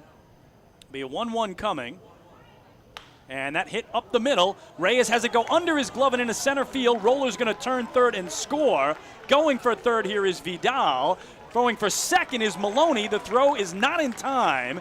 And that'll be an RBI single for Joe Maloney that makes it a 3-0 Patriot lead. And that range from Elmer Reyes, which is a little bit limited, hurting them there as Reyes tried to range up the middle and get it, could not come up with it on the backhand. And the ball goes into center field. Cleary Jr. there went to go start throwing to third, and right away that's great base running from Maloney to notice that. He took right off for second. Lions try to quickly get it back into second base, but Maloney speed one out. And now all of a sudden the Patriots have a 3-run advantage, and now they've got runners at second and third with 2 away. And now a base hit could all of a sudden make this a 5-0 ball game. So the Ducks will spend their first of 3 allowed timeouts in Atlantic League play as pitching coach Billy Horn comes out to settle down John Brownell, who will face an 8th hitter here in the top of the third. So Somerset, 3 runs on 4 hits, a walk, and an error. And they hope they're not done yet as they have 2 in scoring position. Vidal at third and Maloney at second for Richardson, who also was a strikeout victim swinging his last time through. So huge batter for John Brownell, trying to keep this a 3-run game. First pitch is down and away on some breaking stuff, 1 ball and 1 strike. Patriots already with 3 runs on 6 hits here. Had just a single hit in the first and second innings, but have put together 4 knocks against Brownell here in the third. Be a 1-0, and that down and away for ball 2, 2-0. And now he's falling behind in counts, and that's certainly not a good sign, especially after the visit from Billy Horn. But now you're behind 2-0 on Richardson, the 7th man at bat in the inning, 2 in scoring position. And you're forced to almost throw one near the plate. You got to put it in play if you're Richardson, but if you're Brownell, trying to limit the damage. 2-0 just got the outside corner. Looked like a hard slider, and it's 2-1. Yeah, that was a good pitch there. Kept it in the strike zone, but kept it away, something that Richardson wasn't going to swing at. A good job by Brownell to get strike 1. So 2-1 the count on Richardson as Brownell comes set. Here's his pitch. Well hit to left. Ford going into the gap, reaching up, will make the grab, and then he dropped it. Oh, Lou Ford had it and dropped it. Going in the second is Richardson. 2 more come home for the Patriots, and they have a 5-0 lead. Oh, Michael, I thought Lou caught that ball and then stumbled, but they rule he did not have possession of it, and instead it leads to 2 more runs for the visitors. Yeah, I don't think he ever had possession of that ball. It's going to be an error on Lou Ford, who had just 1 error all season long, but going after that one into the gap, tried to come up with it, and just lost the ball as he went to go grab it. Wasn't the easiest of plays going into the gap, but ultimately had it right in his hands and just could not come up with it. And now all of a sudden, this has been a big inning for Somerset. They have batted around. Tyler Bortnick, the 9th man to hit, and he dumps a single in a left in front of Ford. What will they do at Richardson? They're going to send him. Here comes the throw, the play at the plate, and Alex Berg applies the tag. Lou Ford guns out Dontre Richardson at home to end the inning. But the damage is done. The Somerset Patriots get 5 runs on 5 hits. There was a walk and 2 errors, and they leave 1. We go to the bottom of the third in Central Islip. It's now the Somerset Patriots 5 and the Long Island Ducks nothing. Hey fans, this is manager Kevin Baez, and you're listening to Ducks Baseball on Long Island Ducks Broadcast Network. Oh, I love it. The color of my new Nicolat patio is so vibrant. It's unlike anything I've ever seen. You're welcome. I'm just going to go finish that Nicolat walkway now. Make your pavers vivid Nicolat pavers. The best looking, most vibrant pavers with the most 3-color blends in the industry. Featuring Nicolat's exclusive paver shield and color blending technology. With color throughout and guaranteed not to fade. Live life in color with Nicolat. Visit Nicolat.com.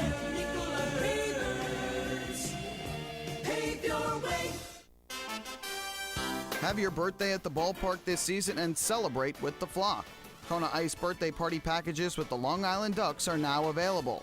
Each package includes 10 box seats, a commemorative birthday t-shirt and autographed baseball, a pizza and Kona Ice party in the Hebrew National Picnic area, and so much more. Best of all, the birthday child will stand on the dugout while the entire crowd sings happy birthday. Reserve your party today by calling the group sales department at 631-940-3825. Kona Ice birthday parties with the Long Island Ducks, a once-in-a-lifetime experience.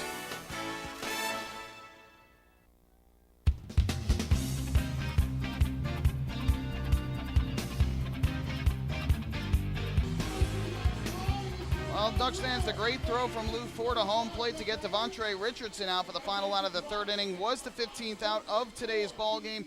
Did you know that a 15-minute phone call to Geico could save you 15% or more on your car insurance? Get a free quote today. Call 1-800-947-AUTO, 1-800-947-AUTO, or visit geico.com. Now, what a rough top of the third for Long Island as John Brownell faces 9 batters. He gives up 5 runs on 5 hits, a walk, and a pair of errors committed by the Long Island Ducks. So now their work cut out for them as they trail by 5. Back to work here in the home third against Mark Hamburger. And 2, 3, and 4 in the order for Kevin Baez, Elmer Reyes, Mark Krause, and Lou Ford. So it starts with Reyes, a single to right his first time through. And he's now reached base in 26 of his last 27 games. Long time in the dugout for Hamburger in that long inning, and you may be able to hear the wind whipping through our shotgun microphone as Reyes takes strike one. The flag's in the right field wall, standing straight at attention with, again, Tropical Storm Jose just off the eastern end of Long Island, about 150 miles south of Massachusetts today, but kind of just spinning its wheels out there is Jose, and it's going to hang around for a few more days. Ball and a strike to Reyes. And he rips this one to left on a hanging breaking ball. Coming in under it, though, is Rosario to make the grab for the first out. Well, Chris, we certainly talked about earlier in the game how limiting mistakes is a key. A big part of the defensive alignment for the Ducks here to start this series was to prevent that. And ultimately in that inning, 2 costly errors that led to 3 unearned runs in that inning. The bunt single in which Mark Krause went to look to second to throw it instead of tagging Trapp. And ultimately, those 3 mistakes really hurt the Ducks in that inning. The Ford play, a bit of a tougher play to make, but ultimately had the ball in his glove, and he's got to catch that in this situation. Doesn't come up with it, and a big inning for Somerset takes place. Yeah, so 1 mental error that wasn't a charged error, 2 physical errors on the throw by Lyons that went awry, and the non-catch by Ford lead to a huge inning for the visitors as Mark Krause takes ball 1 here from Mark Hamburger. And now takes strike 1 to even things up. Krause struck out swinging back in the opening inning. So Ducks with their work cut out against this, again, 30-year-old right-hander, a journeyman for sure, with, again, those 5 big league games with the Minnesota Twins, but he's bounced around a lot of other major league organizations as he deals ball 2. He's been with the Twins, the Rangers, the Astros, and the Padres. Now in his 11th year of pro ball is right-hander Mark Hamburger in just his 2nd appearance in a Patriot uniform. The chant is, "Let's go Ducks," as he misses high here. Ducks need base runners, and Krause ahead, 3 balls and a strike. One thing, too, some fault does have to fall on Brownell. He got 2 outs in the inning, walked single before that error, so had trouble getting that 3rd out, and it ended up costing him. Yeah, lots of blame to go around in that inning defensively for Long Island. Krause takes a strike, and the count now full on the Ducks' first baseman. So 5-0 Somerset as we play in the bottom of the third of Game 1 of this best-of-5 series. The payoff is well hit to right. Trapp going back. The wind pushing it more toward the line than out, though, and he's able to make the 2-handed grab very carefully for the 2nd out. Yeah, just didn't have that sound off the bat of Mark Krause and got a good swing on it, but ultimately might have been jammed a little bit. And they always say how a 1/4 of an inch or something like that on the bat can be the difference between a home run and a pop out. And it seemed like there, Krause had a good swing, but just missed it, got under it a bit, and quickly 2 outs for Hamburger, who's trying for a quick shutdown inning to get Brownell right back out to the mound. And neither pitcher has had a 1-2-3 inning yet, but 2 up and 2 down for Long Island. And here's Lou Ford, who hit a slow dribbler to third baseman David Vidal in the opening inning for an infield single. Ford takes ball 1 here from Hamburger. And now the righty's 1-0. Ripped on the ground much harder this time to Vidal. Plenty of time to throw across, and 3 up and 3 down go the Ducks. We're through 3 in Central Islip. It's Game 1 of the Liberty Division Championship Series, and the Somerset Patriots have a 5-0 lead. Hey fans, this is outfielder Delta Cleary Jr., and you're listening to Ducks Baseball on the Long Island Ducks Broadcast Network. M&V Limousines is the official bus company of the Long Island Ducks. Family owned and operated, they've been in the business for over 24 years. M&V Limousines offers coach buses with Wi-Fi and restrooms, party buses, exotic Limousines, and also recently acquired Hampton Luxury Liner with regular service from New York City to the Hamptons. They also offer a variety of vineyard tour options. Whether you're looking for transportation for weddings, proms, corporate outings, or long-distance trips, they've got the right vehicle for you. Visit their showroom in Comac or check them out online at mvlimo.com. M&V Limousines and Hampton Luxury Liner, the official bus company of the Long Island Ducks. Family fun every time. Beautiful evening for baseball. Big action every time. He reaches up, it's gone! Great value every time. And the Ducks have won it 7-1. The Ducks schedule is loaded with new promotions this season, and with an average ticket price of just $10 and free parking, there is no better value on Long Island. For game times and tickets, visit liducks.com. Long Island Ducks baseball. Good times every time.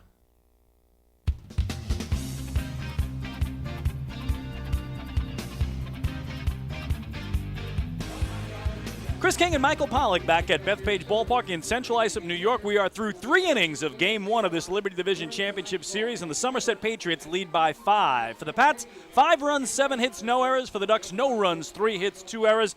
And to take us along for the next 4 innings of play with the play-by-play, it's my partner, Michael Pollock. Thanks very much, Chris King. Glad to be back here in the broadcast booth with you, and glad to be calling Ducks baseball once again. 3rd straight year that the Ducks are in the postseason. Each of the 3 years they have met the Somerset Patriots in the first round of the postseason, and the Somerset Patriots, who won Game 1 of the first round last year and also won Game 1 in the first round 2 years ago, have a 5-0 lead here in Game 1. We go to the 4th, and the first pitch on the way is taken for strike 1 by Jovan Gonzalez, who started that big 3rd inning off with a base hit through the right side and eventually scored on Olmo Rosario's single. Brownell from the windup, the 0-1, and this swung on a tapped foul at home plate, straight down into the dirt. And Brownell quickly in front, 0-2, and there's no question the right-hander needs a bounce-back inning here in the 4th. And he tends to always do that, Michael. It seems like whenever he has his worst innings, they're followed by his best innings. So he tends to bounce right back. He's able to put it behind him, almost like a goaltender in hockey. You've got to forget those bad goals that you allowed, or else they'll haunt you as you go forward. Well, here's his 0-2 to Gonzalez, and a breaking ball that misses down and away. Runs the count to 1-2, and of course we mentioned not all on Brownell last inning. There were some defensive mistakes behind him, but definitely not the inning the Ducks were looking for, and Somerset takes advantage of several miscues. The 1-2, line drive into right center field. That's going to be Gonzalez's 2nd hit of the night. Anthony Vega over to cut it off and fire it back in. And now 3 straight innings, a leadoff base hit to right field for the Patriots. Well, 4th inning always means 4th inning trivia. We'll give you the question here in the top of the inning, the answer in the bottom of the frame, and it does concern the playoff matchup a year ago between these two teams in the 2016 opening round Liberty Division Championship Series. The Patriots won the first 2 games on their home turf. Ducks came home and won the next 3 here on Long Island, and we'll get to our question in just a second. So with the leadoff man on, back to the top of the order we go for Justin Trapp, who is 1 for 2. Brownell's first pitch. Trapp squares to bunt and bunts it beautifully. 3rd base side of the plate. Berg fields. Off balance throw to first. Got him. Nice play by Alex Berg. A good, strong throw. Otherwise, Trapp would have had his 2nd bunt single of the night, but it'll go down as a sacrifice. And there's the first out of the 4th inning. What a job by Mark Krause at first, Michael, with that stretch to catch a bullet from Alec Berg, or else, guess what? The Patriots would be set up again with 1st and 2nd and nobody out, just like they began last inning. That's what Somerset does, is they have a lot of speed, especially at the bottom and the top of the order.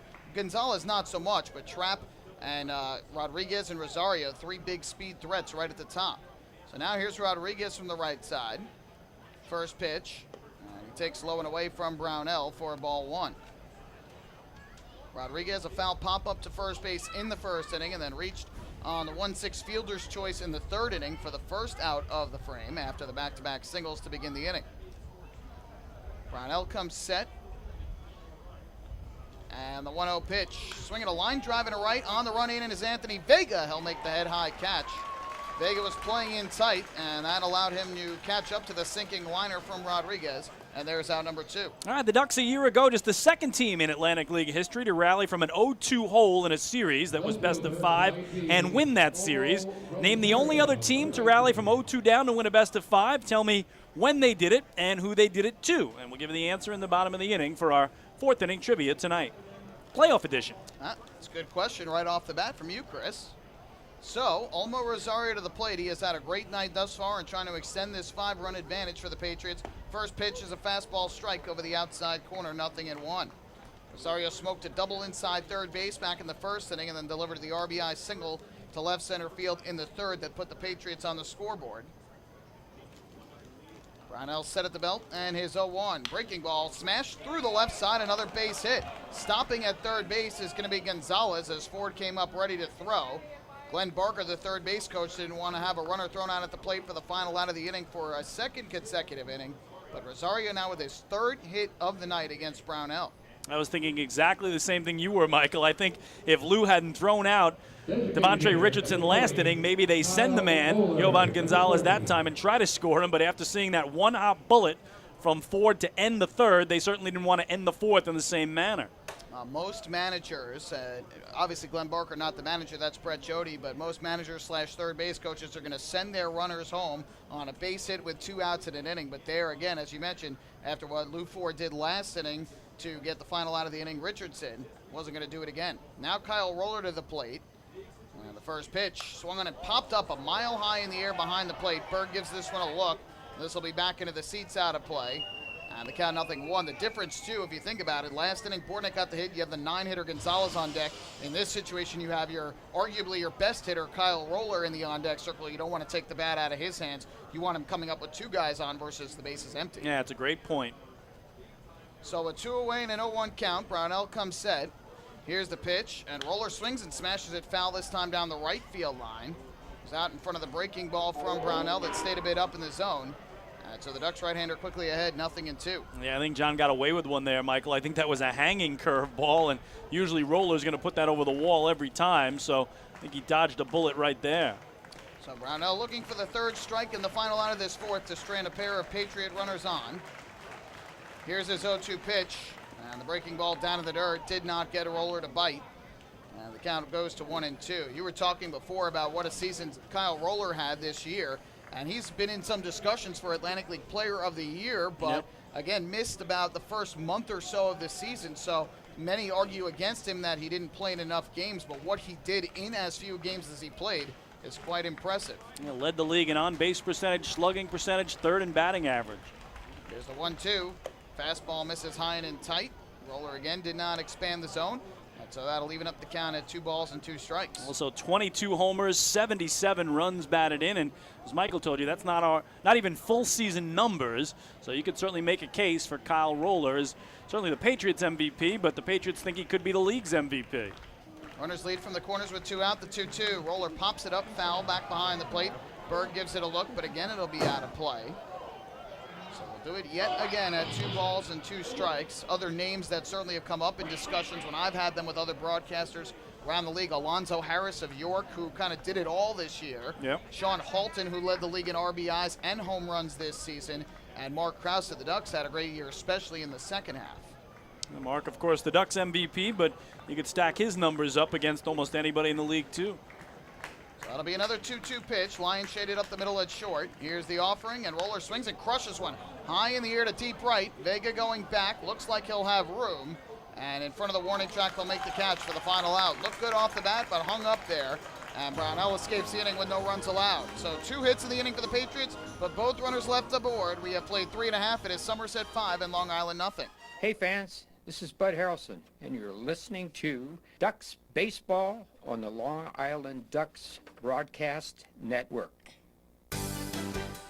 Long Island's Ford Giant is celebrating its 60th year anniversary. Stop by Sayville Ford to check out their state-of-the-art showroom featuring enclosed service drives, luxurious customer lounge, and a larger selection to choose from. Get giant savings on hundreds of new and used vehicles in stock.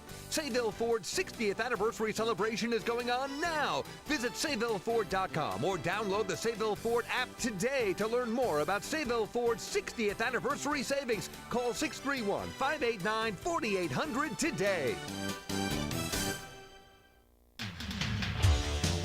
Bethpage Ballpark is a great place to watch a ball game, so why not do so from some of the best seats in the house? The Ducks are proud to present the brand new Long Island Ducks Beer Garden. Open for all fans on nights when the Smokin' Owls party deck has not been reserved, the Beer Garden will feature a variety of frosty draft and bottled brews as well as several food choices. The area has been decked out with bar rail seating and Ducks branded furniture to provide a comfortable atmosphere for everyone. Be sure to stop by and check out the brand new Long Island Ducks Beer Garden on your next visit to the ballpark.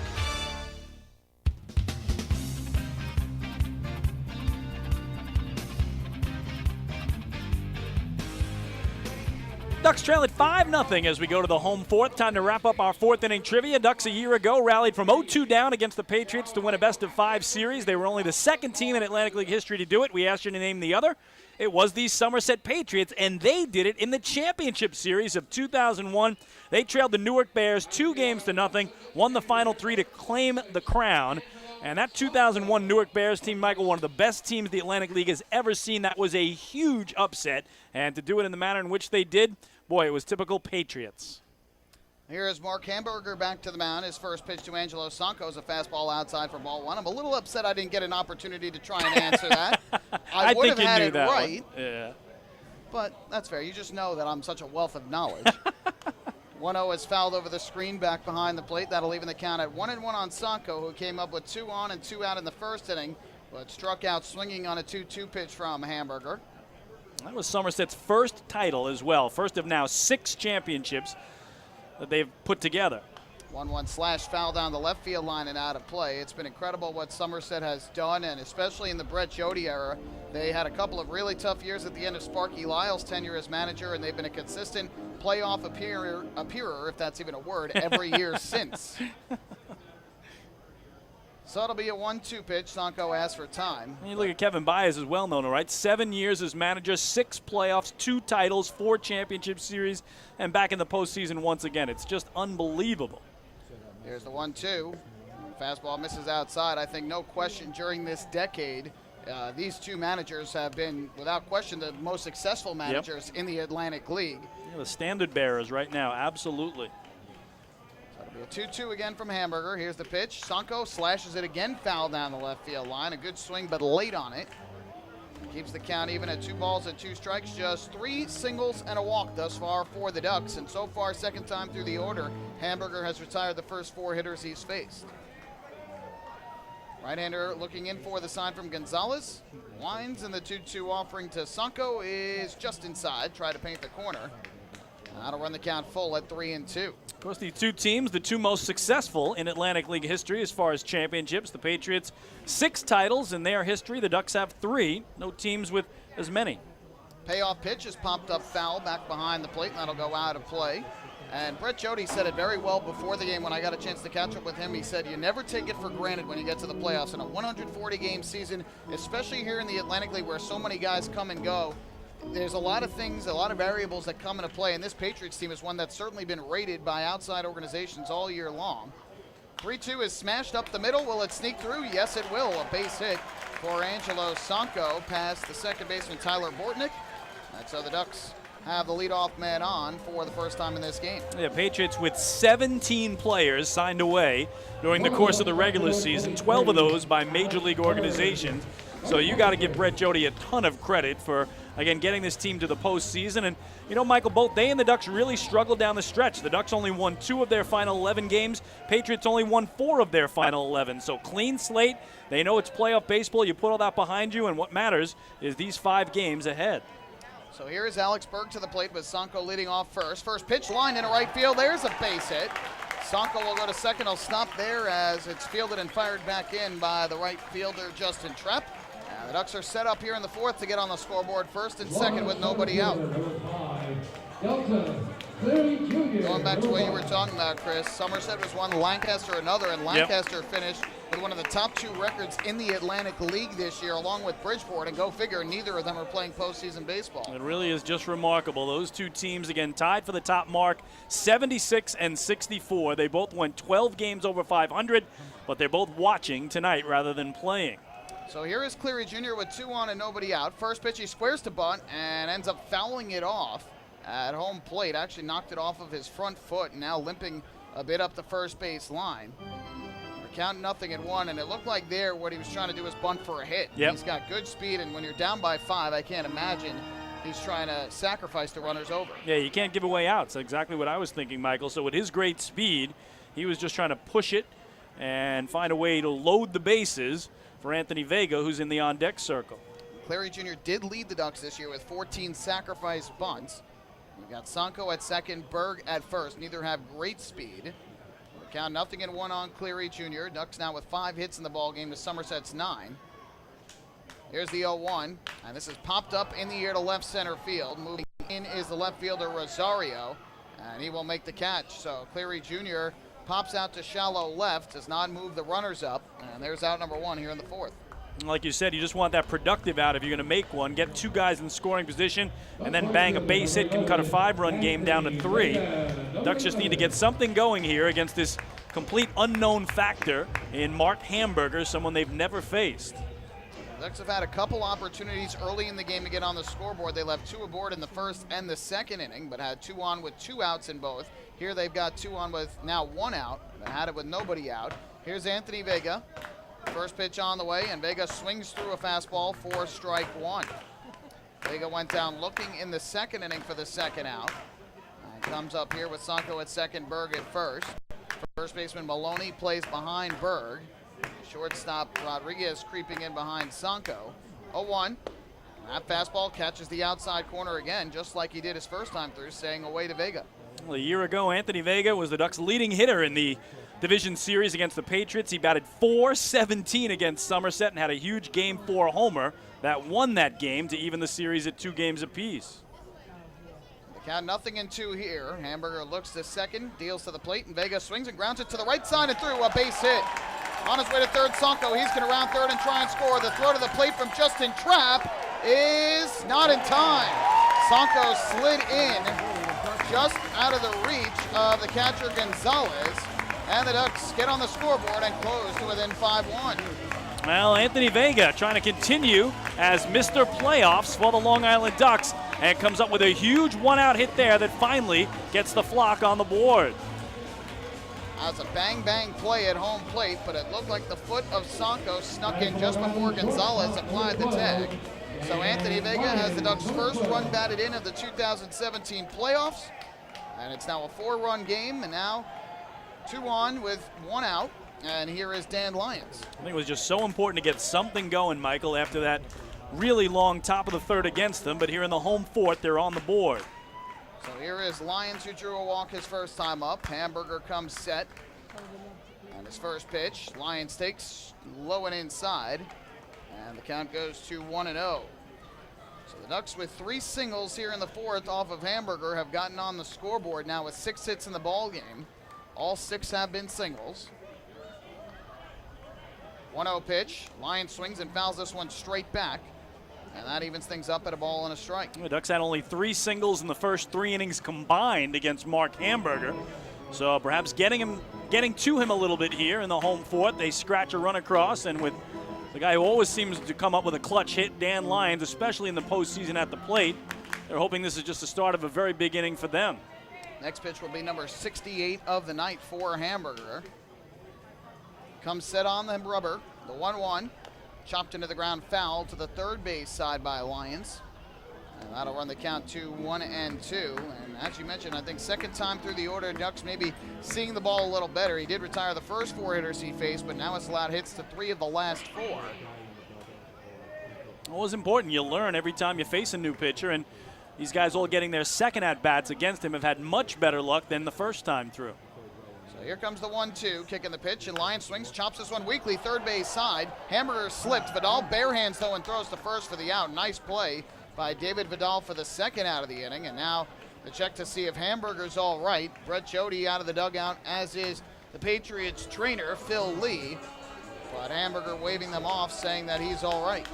Oh, when he slipped, I thought for sure it was going to be a base hit for Dan Lyons, but give David Vidal all the credit in the world. He had one chance to make the play, Michael, bare-hand the ball, and he went for it. If he misses it, it's an infield single. The bases are loaded and everybody's safe with 1 away. But he grabbed it cleanly, made a perfect throw, and because of that, the Ducks have to settle for 2 out. And still 2 men, though, in scoring position for Giovanni Alfonso, their leading hitter in the regular season, with a chance to make this a 2-run game.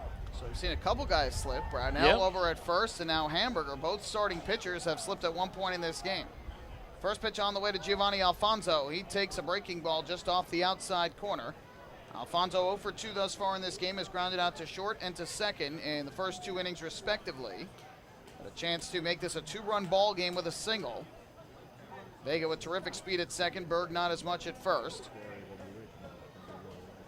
1-0. That fastball misses high and tight. And now Hamburger behind in the count. A good hitter's count for Alfonso at 2 balls and no strikes. Oh, such a big at-bat for Long Island, and again, a guy who's come through all season long, one of the great success stories. Wasn't even an everyday player when the season began and turned into their best player over the course of the year. Here's the 2-0 offering. Swinging a tapper foul, third base side, to run the count to 2-1. Alfonso this year had 44 at-bats with runners in scoring position and 2 out. He had 409 in those situations. Second highest on the team behind not Elmer Reyes, Derek Piles, but he only had 7 at-bats. So really we'll say Alfonso was the team leader with 21 runs batted in those situations. Looking for 2 here. The 2-1. Line down the right field line, but it's going to slice foul. A late swing by Alfonso, try to poke it down the line, but a little bit behind it, pokes it into the stands instead, and now Hamburger a strike away from getting out of further trouble in this 4th inning.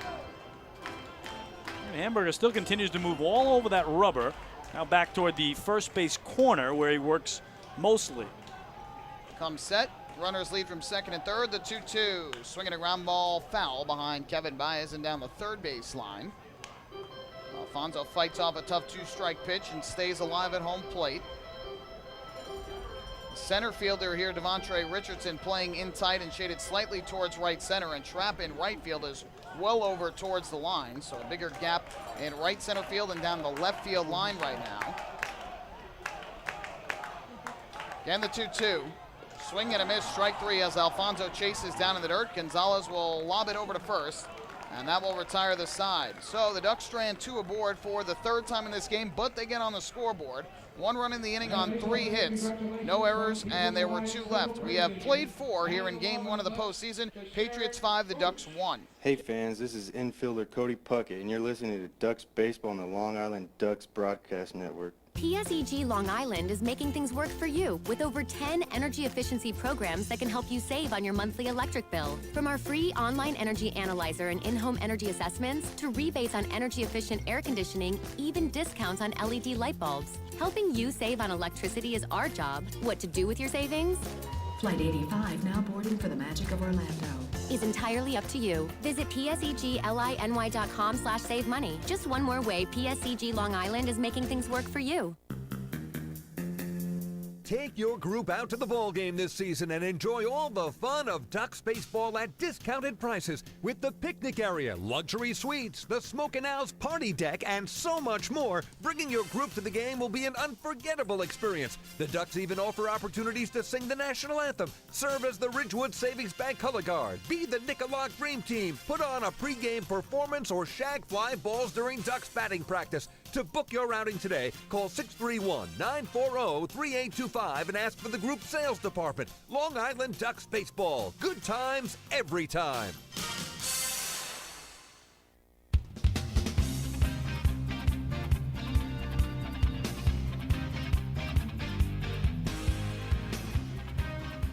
Well, Ducks fans, make sure that you warm up as we get closer and closer to the fall season with a warm cup of Hampton Coffee Company Gourmet Coffee. Regular and decaf, it's available at the concession stands here at Bethpage Ballpark. Visit HamptonCoffeeCompany.com or check out their cafes out in the Hamptons. We go to the 5th inning. Ducks have gotten on the scoreboard, but they still trail by 4 after that 5-run 3rd inning. The Ducks have left 6 on base over the first 4 innings. So John Brownell back to the mound for his 5th inning of work. And it'll be the 3rd baseman and 5-hitter David Vidal to begin. First pitch, and the fastball hits the outside corner for strike 1. Vidal has been aboard both times he's come to the plate in this game. Single to right leading off the 2nd inning, and drew a 2-out walk in the 3rd. And him drawing that walk helped lead to 3 more Patriot runs. Now the 0-1 pitch. Breaking ball swung on and missed, way out in front of the curve. Brownell quickly ahead, 0-2. Yeah, Vidal looking very awkward there, almost swinging out of his shoes, but that's what you call that curveball that drops 12-6. That John Brownell offering starts so high and ends up so low. Line shaded to his right at short, the 0-2. Fastball, and it's poked foul to the screen on the first base side of home plate. do it once again at 0-2. Again, this is Game 1 of a best-of-5 Liberty Division Championship Series. Game 2 will be tomorrow before the series shifts to Bridgewater, New Jersey for Game 3 on Friday night, and then if necessary, 4 on Saturday, 5 on Sunday. 0-2, grounded past the mound. Elmer Reyes, the second baseman, moves in, fields, and throws to first to retire Vidal. So Brownell gets a ground out, and that's the first time since the opening inning he has retired the leadoff hitter. Got to keep that leadoff man on off base, and obviously Brownie doing that here. Much better start for him as he had a scoreless inning last frame after allowing the 5 in the third. So good start here in the 5th. And Mike, you talked about that if necessary, and the way these two teams have matched up in the playoffs. They have 3 playoff series prior between them. All 3 have gone the distance. All 3 have taken 5 games to decide the winner. You technically have to say it, but it almost seems like it's a fait accompli. First pitch, a check swing roller up the first base line. Brownell will field, has to throw to first, and he does throw in time for the out. Maloney tried to dance around the tag, and so Brownell just took the play at first. 2 quick ground outs for Brownell. And there's quickly 2 away here in the 5th inning. I asked Kevin Byers in a pregame interview on Sunday after the Ducks clinch on Saturday, should we just book our reservations already for Friday, Saturday, and Sunday in Somerset? And he had the exact reaction you just did, laughing, because really it's been incredible the way these two teams have played regular season, postseason. It's been neck and neck. This year's head-to-head finished 11-9 in favor of the Ducks. It was right there to the very end. And the Ducks won 3 of 4 the last time these two teams played in a 4-game series in Somerset middle of August. Breaking ball misses outside for ball 1 to Devontre Richardson, who struck out and then reached on an error on the liner to left field that was dropped by Lou Ford in the 3rd that allowed 2 runs to score. 1-0. That's chopped into the ground foul off to the third base side, and that will even the count up at 1-1. Yeah, Duck fans thinking of following the series on the road. The Patriots ballpark, TD Bank Ballpark, just 90 miles from this ballpark, so an easy 1.5-hour drive if you don't hit any traffic. And again, it's about 20 minutes on the other side of the Outer Bridge crossing on 287. 1-1. Richardson takes a big curveball that just missed outside. And the count goes to 2-1. That liner to left that Ford almost caught but ended up losing the handle on the baseball led to 2 big runs. Otherwise, it would have been a 3-1 game at this point if all stayed the same. 2-1. Brownell misses high with a fastball. And so the count now goes to 3 balls and a strike on Richardson. If he reaches, Tyler Bortnick would be next. Brownell trying to retire the side in order for the first time tonight. We're in the 5th here, hasn't done it yet. Here's the 3-1 pitch, and Richardson fouls it back to the screen. Good pitch there from Brownell. Got Richardson to swing and foul it off. And now the count full at 3-2. And Richardson made his Patriots debut August the 28th against Lancaster. He'd been playing in the Can-Am League with the New Jersey Jackals, the team that eventually won it from Quebec. How about the Patriots scouting very closely to them? New Jersey Jackals, the Rockland Boulders. 3-2, breaking ball, line down the left field line, hooking to the line, it will land fair right on the chalk, and it heads into the corner. Richardson around first, going for second as Lou Ford fires back in, and he is in safely with a 2-out double. Well, question, would it stay fair or go foul? And again, with that wind pushing hard from left to right, if anything, it pushed it toward the chalk. And it drops in as a double for Richardson, so no 1-2-3 for Brownell. You can see that chalk fly up as the ball hit down the left field line. So Richardson picks up the 2-base hit. That is now 10 hits for the Patriots tonight against right-hander John Brownell. During the season, Somerset had 18 hits total in 3 starts against Brownell. Turning to throw back to second base, but Richardson back in before the tag from the second baseman Elmer Reyes, who had crept in. Brownell approaching Michael, his season high for hits allowed. He allowed 11 hits to the Bluefish here on June 9th. Tyler Bortnick at the plate, and Brownell ready. First pitch, Bortnick takes a breaking ball that misses low and away for ball 1. We've talked throughout the course of the season about this. These Ducks pitchers having trouble getting that 3rd out of the inning after getting the 2nd out. Obviously hurt them in the 3rd inning when he allowed a walk, an RBI single, and the 2-run error, and another base hit before the relay throw got him out of the inning. 1-0.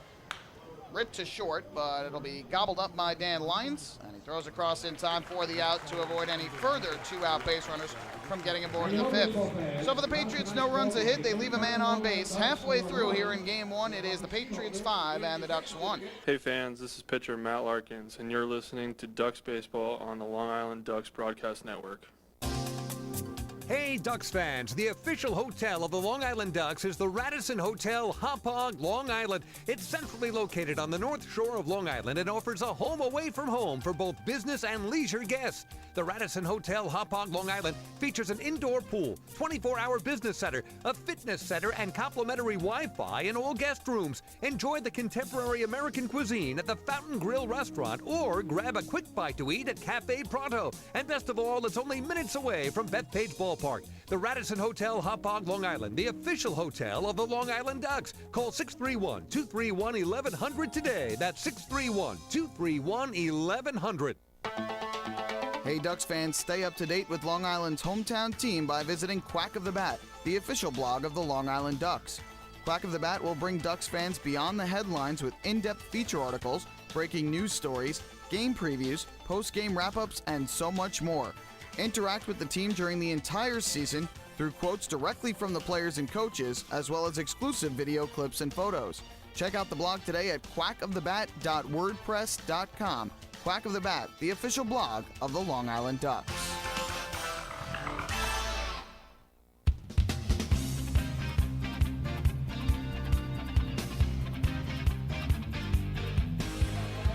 Ducks trail at 5-1 as we go to the last of the fifth here tonight. The Freedom Division Championship Series, Game 1 tonight in York, Pennsylvania between the Revs and the Southern Maryland Blue Crabs. We'll get you an update on that. Earlier today, the Yankees at home hammered the Twins 11-3. Red Sox, though, an early 4-0 lead in Baltimore, top of the fourth. So, again, right now the Sox lead 2.5 games over the Yankees for the top spot in the AL East. Yankees just can't get that help from the Orioles, who had to go extra innings the last two nights, and the Red Sox won both of them. And the Yankees continuing to do damage as they sweep away the Twins. Here's Elmer Reyes, who takes a fastball for a strike. And the count 0-1. Mark Hamburger beginning inning number 5 of work and faces Reyes, who is 1 for 2 on the night thus far. Hamburger's 0-1. Reyes takes that, misses inside, even the count at a ball and a strike.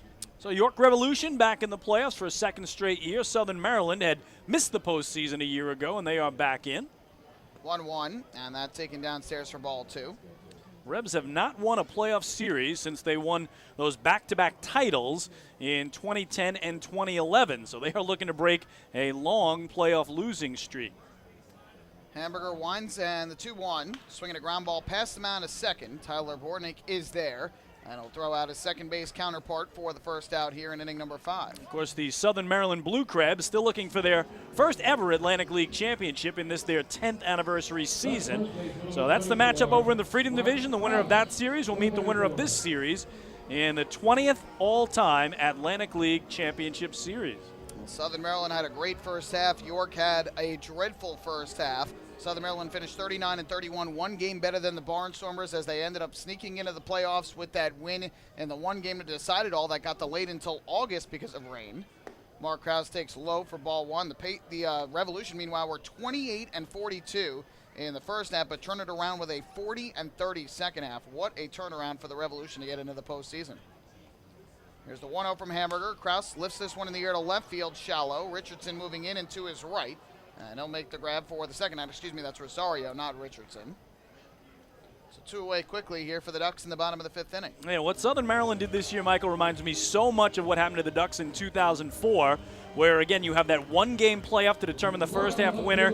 It gets delayed. It gets pushed back. The team in the Blue Crabs was playing terrible baseball, just like the Ducks were playing terrible baseball, but had one game to make amends for it, and they went out and they won that one game. And that one game meant more than anything. Of course, for the Ducks, they made the playoffs for the first time ever and then won it all. Now there's a strike on the outside corner to Lou Ford, 0-1. And certainly for Southern Maryland, they had a great performance in that one game to defeat the Barnstormers, and Lancaster ends up missing out on the postseason because of that. The 0-1 is slashed foul down the right field line by Ford to run the count to 0-2. Barnstormers had a good second half, especially with all the guys that they lost, but the Revolution were better. Lancaster needed to sweep the Revolution the final weekend of the season. They took 2 of 3, but gave up 7 runs in the 7th inning on that Saturday night, and that allowed York to win the title. 0-2. Ford, another foul ball, first base side of the plate.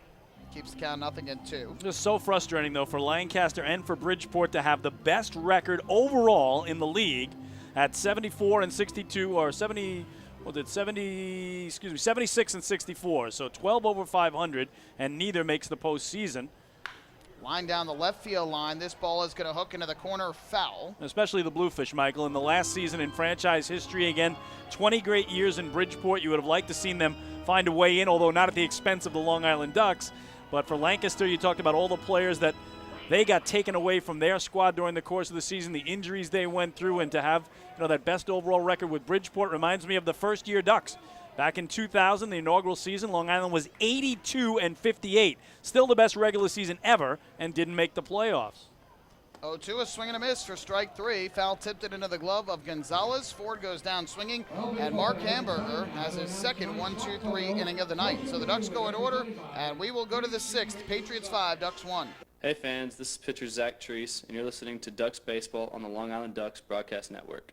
Going way back is Joe Holden, and he is looking up, and that one is headed to field 5 at Robert Moses. The waves are gnarly, and the Ducks have tied it at 1.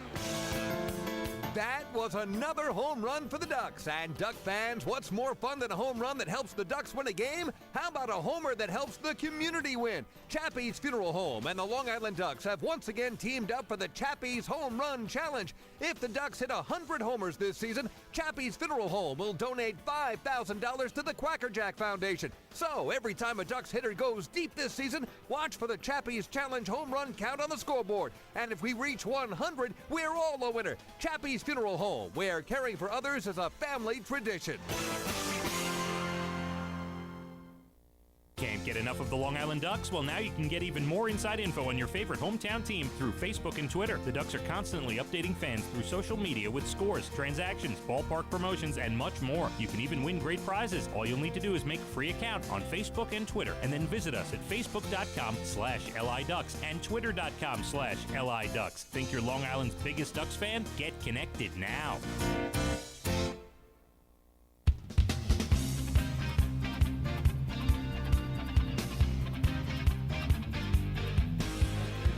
Well, Duck fans, we thank you for following along all season long as the Long Island Ducks tried to meet the Chappie's Home Run Challenge. They needed 100 home runs. They hit 110. So our friends at Chappie's Funeral Homes donated $5,000 to the Quackerjack Foundation. Chappie's Funeral Homes, where caring for others is our family tradition. And in fact, Michael, the Ducks hit more home runs against the Somerset Patriots than any other team. They hit 23 home runs against the Pats in the 20-game season series. So good omen, hopefully, for Long Island come playoff time, that this is the team they hit more balls out of the yard against than any other in the ATL. Was certainly surprising with how good Somerset's pitching has been during the course of the year, but Ducks squared several balls up well, and as we mentioned earlier, they won the season series against the Patriots. John Brownell back out for his 6th inning of work. He misses inside with a breaking ball, and the count goes to 1-0 on the 9-hitter Jovan Gonzalez, who's got a pair of hits already tonight. The 1-0. And there's a strike over the inside corner. Both hits singles to right. One leading off the 3rd, one leading off the 4th. And scored the first time he got on board. Brownell out of the windup. And his 1-1. Line drive in the air to deep left field. Ford going back has a beat on this one, though. And he'll make the catch for the first out. Is it meet, Chris, or is the ball just not flying tonight off a lot of these hitters? Yeah, it's not carrying at all, Michael. I'm not sure if it's just the heavy air from, again, the wind and the rain that Tropical Storm Jose has brought us the last couple of days, but you're right. Everything tonight has just died, and especially that ball that Roller hit to right. It was so high, but I still thought it would get out, and usually when Kyle Roller hits it that high and that hard, it leaves the park, and it didn't. So that was the pure sign that it may not be a big night for home runs for either of these teams tonight. Yeah, that was back in the 4th with 2 on and 2 out. First pitch, Justin Trapp fouls it over the screen, hits off the facing of the club level in front of us. Goes back down behind home plate. So the count 0-1 on Justin Trapp, who has a flyout, a bunt single, and a sacrifice bunt in this game, trying to use his speed to his advantage. And it worked out in the 3rd inning. Here is the 0-1. There's a fastball strike at the knees. Quickly 0-2. Brownell ahead. We talked about the Ducks, 110 home runs. Patriots only hit 80 home runs in the regular season, by far the fewest of any team. 0-2. Swing and a miss for strike 3, but the ball goes all the way back behind the plate, and that is going to allow Trapp to reach first base. So the strikeout by Brownell, but the wild pitch allows the runner to get aboard. And we'll see if the Patriots can take advantage as they now have a runner at first with 1 away. I think even Trapp wasn't sure, Michael, whether he had fouled it off or not because he hesitated before he ran down to first base. But with that ball going all the way to the backstop, he had no problem reaching, and he's a one-out runner. Well, Brownell will get credit for his 4th strikeout of the night, but first since the 2nd inning when he struck out the side. So a one-out base runner in the speedy Trapp. And here is Alfredo Rodriguez. Brownell set at the belt, runner goes. First pitch is taken low. The throw down to second base is not in time.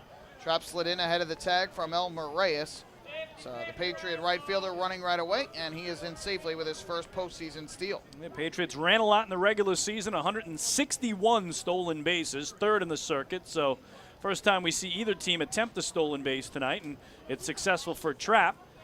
And the Pats have scored all 5 of their runs in the 3rd inning, none in any of the other frames, and now a man in scoring position with 1 away.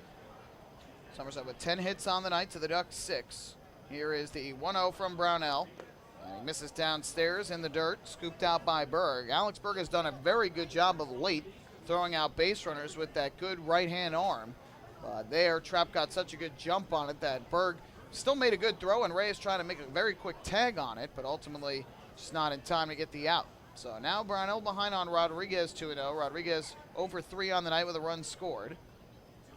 2-0 pitch. Line drive, base hit past Lyons into left field. Trapp will stop at third base as Ford fires it in. Giovanni Alfonso cuts it off before it gets to the plate.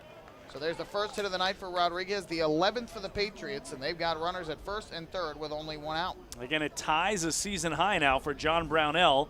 Most hits allowed in a game. Twice here against the Bluefish, he gave up double-digit hits. Once a 10-hit night and once an 11-hit night. So the Patriots have reached that mark already here, and we're only in the 6th.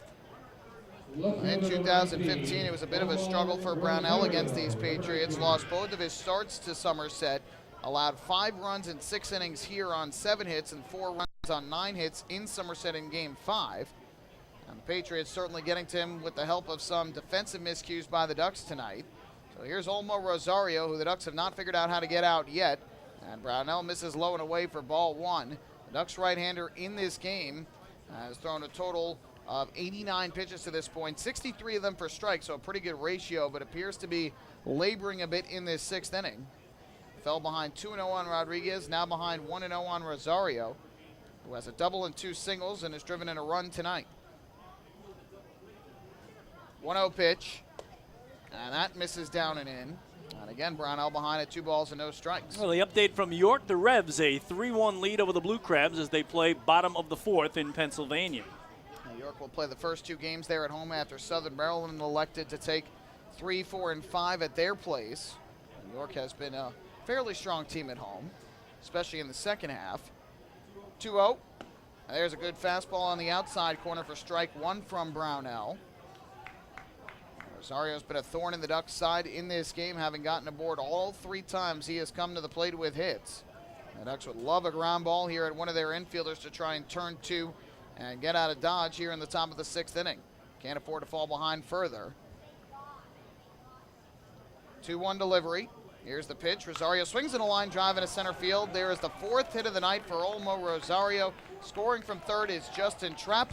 It's an RBI single, and it is now a 6-1 lead for the Patriots. What a night for Olmo Rosario. 4 for 4, 3 singles, a double, and now 2 runs batted in. And here comes Billy Horn for the 2nd time tonight, the pitching coach of the Long Island Ducks, out to talk to John Brownell. And Michael, if you're Kevin Baez, you're always counting on getting at least 6 innings out of John Brownell. But Billy's going to talk to him here, and now a dozen hits and a half a dozen runs on the board. How much more does he have left before Kevin has to give him a hook? Again, much different situation, playoff game versus regular season game. Well, there definitely is action for the Ducks in their bullpen. I just looked out down the right field line, and I can see a ball being thrown. So I think Billy Horn's visit here is to give whoever is warming some time. But you're right. Brownell has been such a model of being an innings eater for this team, especially in the playoffs with what he has done. But tonight, the Patriots have hit 12 hits off of him. And Brownell seems to be laboring as he gets closer to the end of his night. So 2 hits in the inning after the wild pitch on the strikeout. Here is Kyle Roller to the plate from the left side. And the first pitch to him is on the inside corner for strike 1. Again, Brownell at home this year, Michael, a 2-3 record, 4.72 ERA. On the road, 8-2 record, 2.83 earned run average. So traditionally, Brownie's been great at home and struggled on the road. This year, just the opposite. That'll be an 0-1. Here's the offering. Roller fouls it straight back to the screen. And the count quickly 0-2. Of course, you see those numbers and you say, well, then you should start John Brownell on the road, but he's the guy that you want going twice in this series. And even if he wasn't and you started, say, Matt Larkin's game 1, it'd be very hard to not go with John Brownell in game 2. Yep. So I get the home road splits, but again, this is a role that Brownell has performed time and time again. Here comes an 0-2 to Kyle Roller, and this misses down and in on a breaking ball. And so the count goes to 1-2 on Roller, who was 0 for 3 on the night with a ground out, a fielder's choice grounder, and a fly out. This is the only way you get him to pitch twice in the series. And again, each of the last 3 times he's faced Somerset, he has pitched game 5 on 3 days rest after pitching game 1. Of course, no team has announced their game 5 starter yet, but it's almost assumed that they would go back to the game 1s. As Brownell misses down in it again, trying to get Roller to chase, he would not. And this is part of that very good patience I was talking about earlier in the game from Somerset that we saw throughout the year. They fall behind 0-2. They're not chasing out of the zone. They're making Brownell throw him a strike. And thus far, when he has, Somerset has taken advantage. 2-2 now. And Roller swings and lines this one into left field for a base hit. Rounding third base, trying to score Rodriguez. Throw coming in from Lou Ford to the plate. Not in time. Rodriguez just slid in before the tag from home plate catcher Alex Berg. So it's an RBI single, and now a 7-1 lead for the Patriots. So largest lead of the night for the Patriots, and Roller just kind of inside out at it, Michael. He muscled it out into left field as it was in on the hands. A good pitch by Brownell, and that's going to be the last pitch thrown by the right-hander tonight as Kevin Baez is out to take the baseball from his workhorse.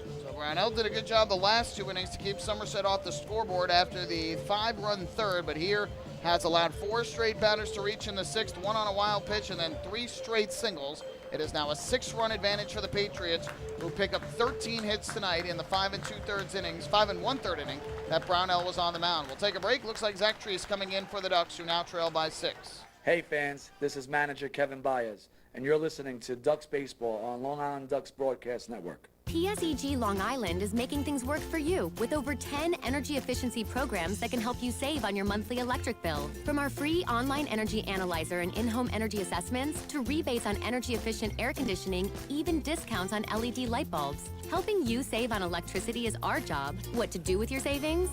Flight 85 now boarding for the magic of Orlando.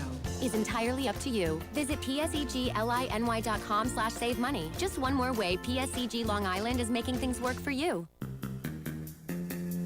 Take your group out to the ball game this season and enjoy all the fun of Ducks baseball at discounted prices with the picnic area, luxury suites, the Smokin' Owl's party deck, and so much more. Bringing your group to the game will be an unforgettable experience. The Ducks even offer opportunities to sing the national anthem, serve as the Ridgewood Savings Bank color guard, be the Nickolock Dream Team, put on a pregame performance, or shag fly balls during Ducks batting practice. To book your outing today, call 631-940-3825 and ask for the group sales department. Long Island Ducks Baseball. Good times every time.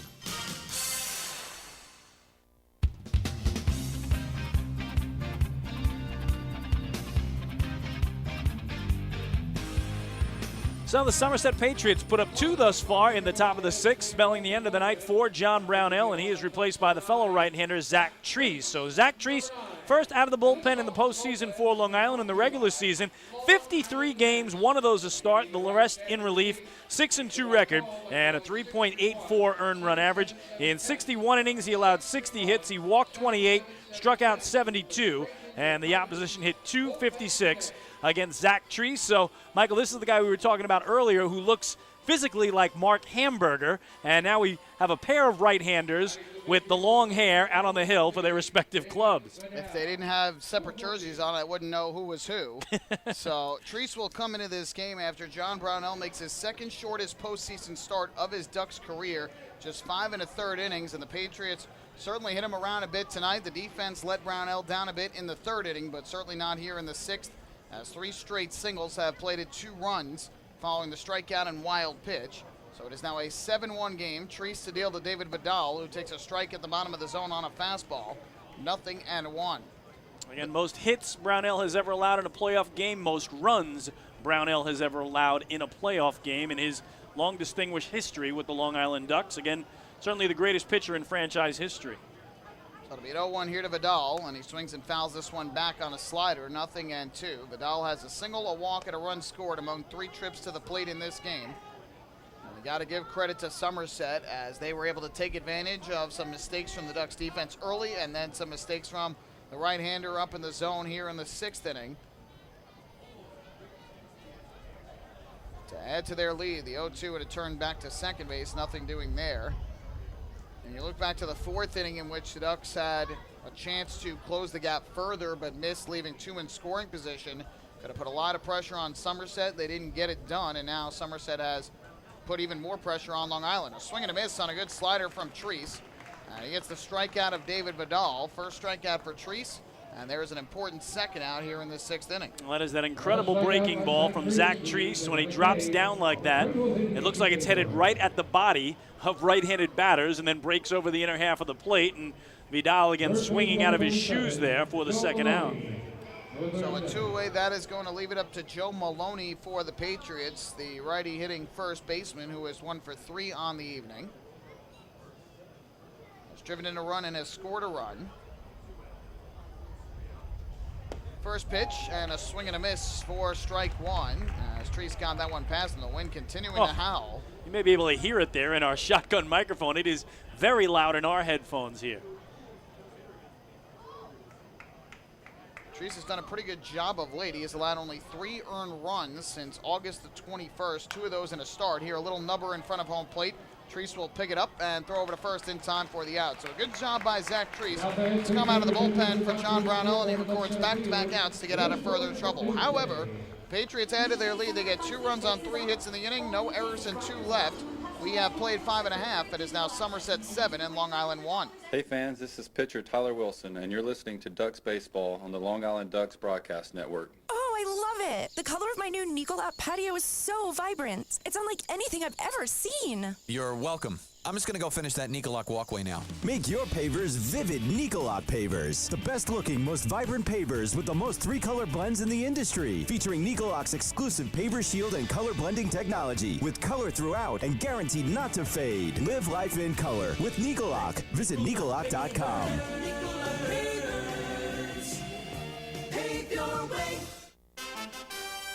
Have your birthday at the ballpark this season and celebrate with the flock. Kona Ice birthday party packages with the Long Island Ducks are now available. Each package includes 10 box seats, a commemorative birthday t-shirt and autographed baseball, a pizza and Kona Ice party in the Hebrew National Picnic area, and so much more. Best of all, the birthday child will stand on the dugout while the entire crowd sings happy birthday. Reserve your party today by calling the group sales department at 631-940-3825.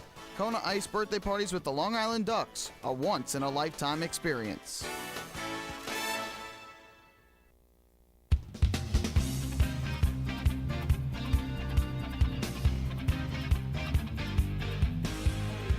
Well, Duck fans, don't forget this series continues tomorrow night at 6:35. It's Game 2 of this Liberty Division Championship Series between the Long Island Ducks and the Somerset Patriots before it shifts to New Jersey for Friday, Saturday, and Sunday, Games 3, 4, and 5. So come on out tomorrow night and cheer on your Long Island Ducks. Good seats are still available. Get them at the Bethpage Ballpark box office, online at liducks.com, or, of course, using the mobile app to get yourself in and check out playoff baseball on the island. Back out to the mound, Mark Hamburger deals to Angelo Sanko, and it's taken outside for ball 1, and obviously still plenty of time in this game for the Ducks to come back, but should they not, even more pressure put upon Matt Larkins tomorrow in the second game of this series. He'll start for Long Island, the 1-0. Sanko takes a fastball strike on the outside corner to even things at 1-1 on Sanko, who is 1 for 2 on the night. He singled and scored his last time up, leading off the 4th inning.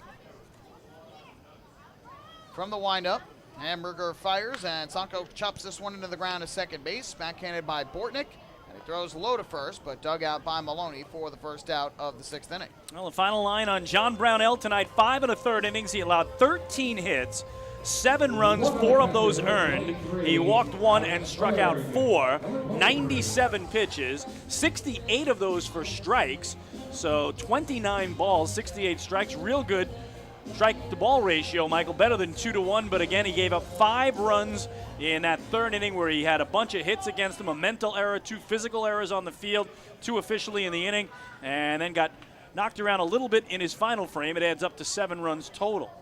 Alex Berg to the plate, and he takes a strike, 0-1. Only twice this year did Brownell in 24 starts allow 10 or more hits. But allows it here in game 1, the 0-1. That's lined into right center field. That'll get down for a base hit by Berg. It splits the outfielders. Quickly to get it is the center fielder Devontre Richardson, though, and that'll hold Berg to a single. It's interesting, though, Michael, those double-digit hits twice against the Bluefish on this field, and now tonight on this field. So he never allowed double-digit hits in any of his road starts this year. And again, he made twice as many road starts as he did at home this year. He started 16 times on the road and only 8 times in the duck pond. And the most he allowed at Somerset this year was 7, and all 3 starts against the Patriots came at TD Bank Ballpark. So, a tough night for Brownell, but still a chance for the Ducks to come back. They've got to get base runners. First pitch to Delta Cleary Jr. is a fastball that misses outside. And the count 1-0 on Cleary Jr., who is 1 for 2 on the night. He singled to right back in the second and popped out to left field in the fourth. 7 hits for the Ducks in this game, all for singles. Here's the 1-0. Popped up, foul behind the plate. Gonzalez gives it a look, but this will be back into the seats. And the count 1-1. The Somerset Patriots have played 7 playoff games on this field in franchise history and only won 1 of them. So the Ducks 6-1 at home against the Patriots in the playoffs. That lone win, though, was Game 1 2 seasons ago. Game 1 of the 2015 Liberty Division Championship Series, a 5-3 Pats victory. 1-1, slashed foul down the left field line on a late swing by Cleary Jr. And so the count goes to 1-2. Obviously, the motto for teams that go on the road to start the postseason, split the series. Yep. Split the 2 games on the road, and then all you have to do is win a series at home, which of course is easier said than done. But Somerset well on their way here in game 1 if they can avoid a Ducks comeback. Breaking ball is taken low, and that will even up the count at 2 balls and 2 strikes on Delta Cleary Jr. He'll be followed by Anthony Vega in this 6th inning. Berg takes his lead at first, held on by Maloney. Here's the 2-2. Swinging a tapper on the ground to second base. Bortnick will field. His only play is going to be to first, and he lobs it there in time to retire Cleary Jr. Thought about going to second, but realized he didn't have a play. So Berg advances to second on Cleary Jr.'s ground out. And with 2 away, that'll leave it up to Anthony Vega. Yeah, I thought for a second that ball had a chance to hit Alex Berg, but he did a good job of avoiding the ball and also avoiding Bortnick. And the Ducks do get a man in scoring position. So a 2 down here as Vega to the plate, who has driven in the only run of the ball game for the Ducks. An RBI single to right, and go figure, it's the guy who had not played with the Ducks since mid-August, about a month since he last played here with the Ducks. And he's got the first RBI of the night. First pitch, and Vega fouls this one back to the screen. And that'll run the count to 0-1. Meanwhile, Mark Hamburger, he has given up 7 hits, but has limited the Ducks to just a 1 run on the night. He has walked only 1 batter in this game, has struck out 5, and about to throw his 98th pitch of the night. From the stretch, it'll be an 0-1. Hamburger looks to second, deals to the plate, and Vega grounds this one past the mound is short. Gobbled up by Rodriguez. His throw to first just in time to beat the speedy Vega, and that'll retire the side.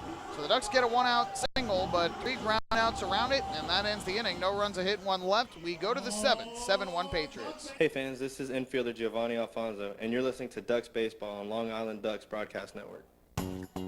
M&V Limousines is the official bus company of the Long Island Ducks. Family owned and operated, they've been in the business for over 24 years. M&V Limousines offers coach buses with Wi-Fi and restrooms, party buses, exotic limousines, and also recently acquired Hampton Luxury Liner with regular service from New York City to the Hamptons. They also offer a variety of vineyard tour options. Whether you're looking for transportation for weddings, proms, corporate outings, or long-distance trips, they've got the right vehicle for you. Visit their showroom in Comac or check them out online at mvlimo.com. M&V Limousines and Hampton Luxury Liner, the official bus company of the Long Island Ducks. Family fun every time. Beautiful evening for baseball. Big action every time. He reaches up, it's gone! Great value every time. And the Ducks have won it 7-1. The Ducks schedule is loaded with new promotions this season, and with an average ticket price of just $10 and free parking, there is no better value on Long Island. For game times and tickets, visit liducks.com. Long Island Ducks baseball. Good times every time.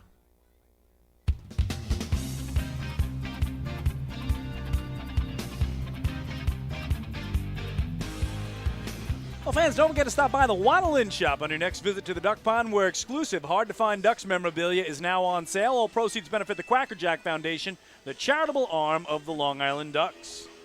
Zach Treese, who came on for John Brownell in the 6th inning to get the final 2 outs of the inning, will stay on and pitch the 7th. The Ducks trailing by 6, and the offensive struggles that Long Island saw at the end of the regular season continuing against Mark Hamburger in their first outing against him. Right-hander has looked strong. He's given up just 1 single run in the 4th and has stranded a total of 7 Ducks runners on base. Patriots have left 8 aboard, but they have plated 7 on 13 hits, all against John Brownell. So here's Devontre Richardson to lead off the 7th inning. Treese's first pitch, and Richardson takes down and in for ball 1. For Richardson tonight, he is 1 for 3. His one hit was a double to left in the 5th inning. And had that liner to left that was dropped by Lou Ford and plated 2 runs. 1-0 is a swing and a miss. And that'll even up the count at 1-1. Obviously, Richardson gets no RBIs for it because of the error. But a big at-bat in the game. It turned a 3-0 lead into a 5-0 lead and was the capper on that big inning for Somerset in the 3rd. 1-1. Ground ball to third base, backhanded by Alfonso. A long throw across, right on the money. Good play by Alfonso for out number 1. It'll be interesting to see what Brett Jody does with Mark Hamburger. Again, Michael, you mentioned, I believe he was at 99 or 100 pitches by the time the inning ended. This is a guy who tossed 6 9-inning complete games with the St. Paul Saints. So 6 times he has gone a full 9 innings this year. He does have a 6-run lead. Will that pitch count come into play? I think for sure he runs him out for 7, but I wouldn't be surprised to see him go longer if the Patriots hold the lead at 6 or add to it. Well, here is Tyler Bortnick to the plate. First pitch, and Bortnick bunts third base side, charging in Alfonso. Try to barehand it, could not come up with it, and Bortnick is saved with a bunt single here in the 7th. Surprising to see Somerset do that, up by 6, but hey, it worked. Yep, any way you can get aboard, right? And that's what Bortnick did. He's mentioned played great against the Ducks all season, a .348 average when facing Long Island. That's the best of any Patriot, and just glanced at Alfonso at third, saw him playing deep, dropped it down. Fonzie had 1 attempt only, and even if he got it, Michael, I'm not sure he would have gotten Bortnick. So heads-up play by Bortnick, especially with 1 out. You don't expect someone to drop down a bunt and attempt to reach on a base hit, but he did just that. And Bortnick has decent speed. He was 11 of 13 this year in the stolen base department with Somerset, so he is on with 1 away. And that will bring up Jovan Gonzalez, who is 2 for 3. Trees from the stretch, and his first pitch grounded to short, lines to his right field, throws to second 1, the turn to first low, and Kraus digs it out on a hop in time double play. Nicely done by the Ducks, a 6-4-3 double play, and that will retire the side here in the top half of the 7th inning. So for the Patriots, no runs, 1 hit. Because of the double play, base is empty. First time the Ducks have faced a minimum 3 batters in an inning. We will go to the bottom of the 7th. Time to stretch. Patriots 7, Ducks 1. Hey fans, this is infielder Mark Kraus, and you're listening to Ducks Baseball on the Long Island Ducks Broadcast Network. Long Island's Ford Giant is celebrating its 60th year anniversary. Stop by Sayville Ford to check out their state-of-the-art showroom featuring enclosed service drives, luxurious customer lounge, and a larger selection to choose from. Get giant savings on hundreds of new and used vehicles in stock. Sayville Ford's 60th anniversary celebration is going on now. Visit SayvilleFord.com or download the Sayville Ford app today to learn more about Sayville Ford's 60th anniversary savings. Call 631-589-4800 today.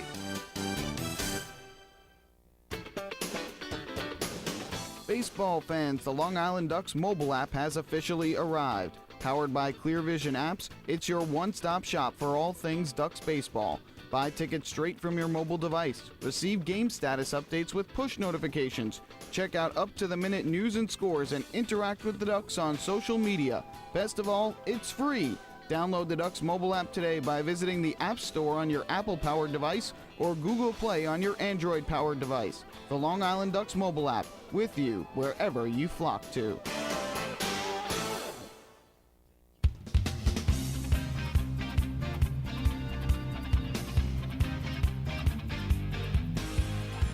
Well, here in Central Islip, the Somerset Patriots a 7-1 lead over the Long Island Ducks as we head to the bottom of the 7th inning.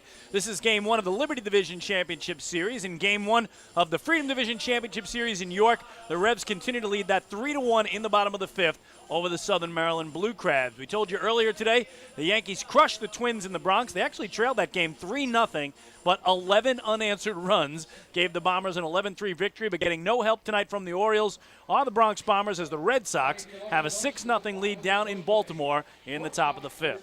And, of course, with it being September, the end of September, that means hockey season is Yes. right around the corner. I know you are excited to get back in the broadcast booth with the Islanders, and we're at the former Nassau Coliseum, which is now what, NYCB Live, I think it's now called? It's still the Coliseum. It's still the Coliseum. Fair enough. You were there on Sunday for what I heard was a terrific atmosphere. Yeah, just amazing. Great afternoon. And, of course, John Tavares wins it in overtime to write the storybook ending.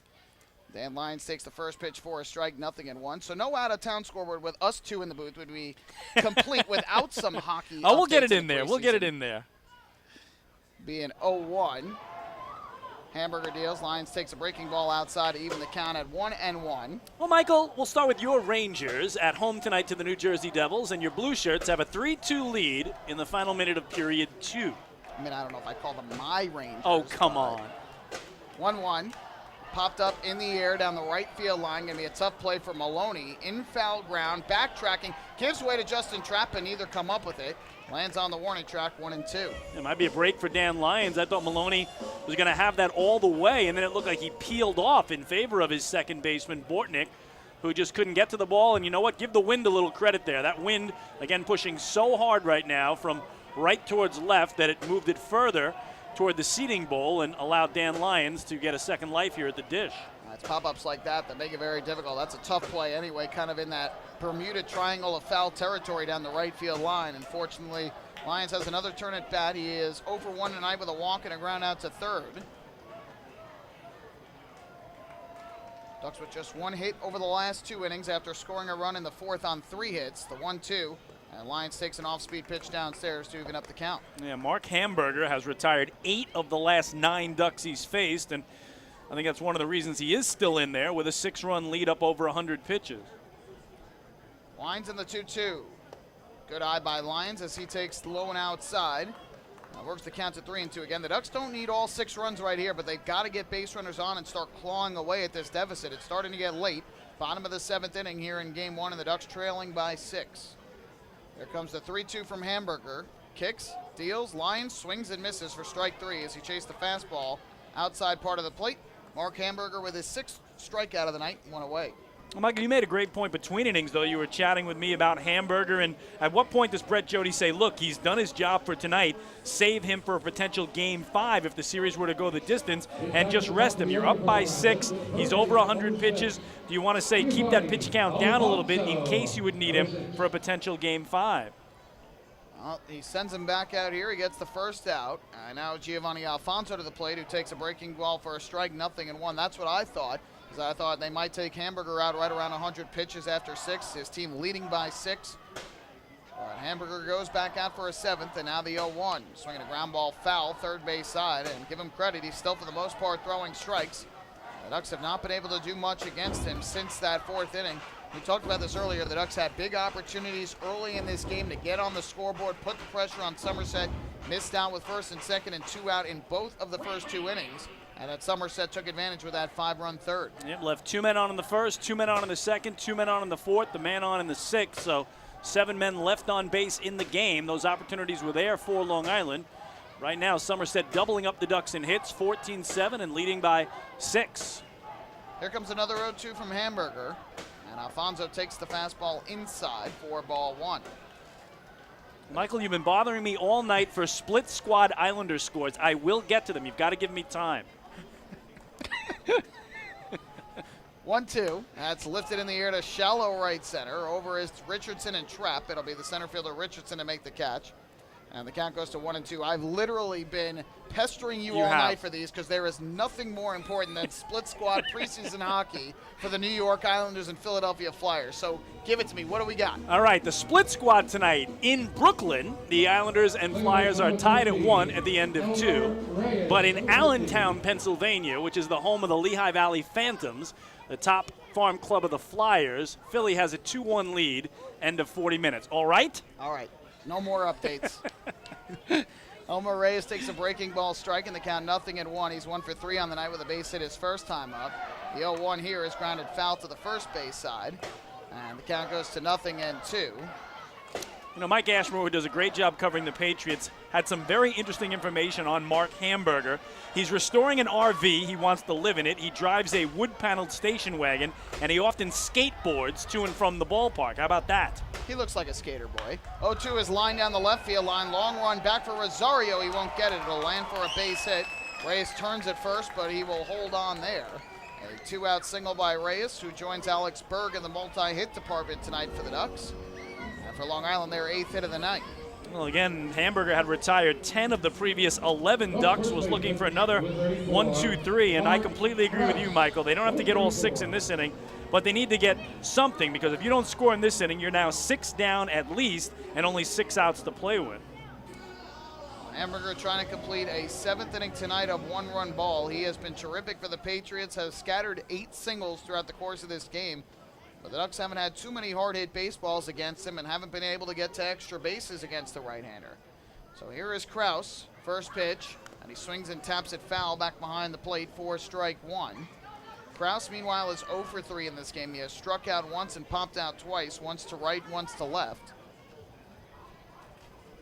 Ducks would certainly love a big fly off of his bat to cut this to a 4-run game, but they'll just take anything for Kraus to get on and bring Ford up. The 0-1, fastball strike outside corner. And the righty quickly ahead at 0-2. Kraus was the Ducks' leading hitter against Somerset in the season series. He batted .339 as the Ducks won 11 of the 20 games between the squads. So 0-2 the count here as Hamburger comes set. Reyes leads at first. And the 0-2. Fastball just missed the outside corner. You got to really trust your eye, Michael. That looked like it had the outside corner as Gonzalez put up the target. Hamburger hit it, but the call went in favor of Kraus. He's still alive, so are the Ducks. Kraus had as good of an eye as anybody this year. 83 walks for the Ducks that led the team and ranked 3rd in the Atlantic League. Breaking ball here misses outside. That'll even up the count at 2 balls and 2 strikes. Kraus trying to get aboard here with Lou Ford waiting on deck, who is 1 for 3 in this game. Hamburger dangles the baseball in his right arm as he gets the sign from Gonzalez. Here's the 2-2 pitch. Kicks and deals. Kraus swings, lifts this one in the air foul to the third base side, out of play. Well, you're making the case earlier, Michael, for Mark Kraus as potential league MVP. And again, top 5 in the league in runs batted in extra base hits, in runs scored, in walks, in on-base percentage, and in slugging percentage. So those 6 categories, top 5 in the Atlantic League, and all of them was Mark Kraus in 2017. Quite impressive for the first-year Duck. Here's the 2-2. Takes the fastball up high, and he has worked the count from 0-2 to 3-2, and that'll release Reyes from first with a full count and 2 out. When he gets aboard, you got Lou Ford on deck. With one swing, could cut a 6-run lead in half.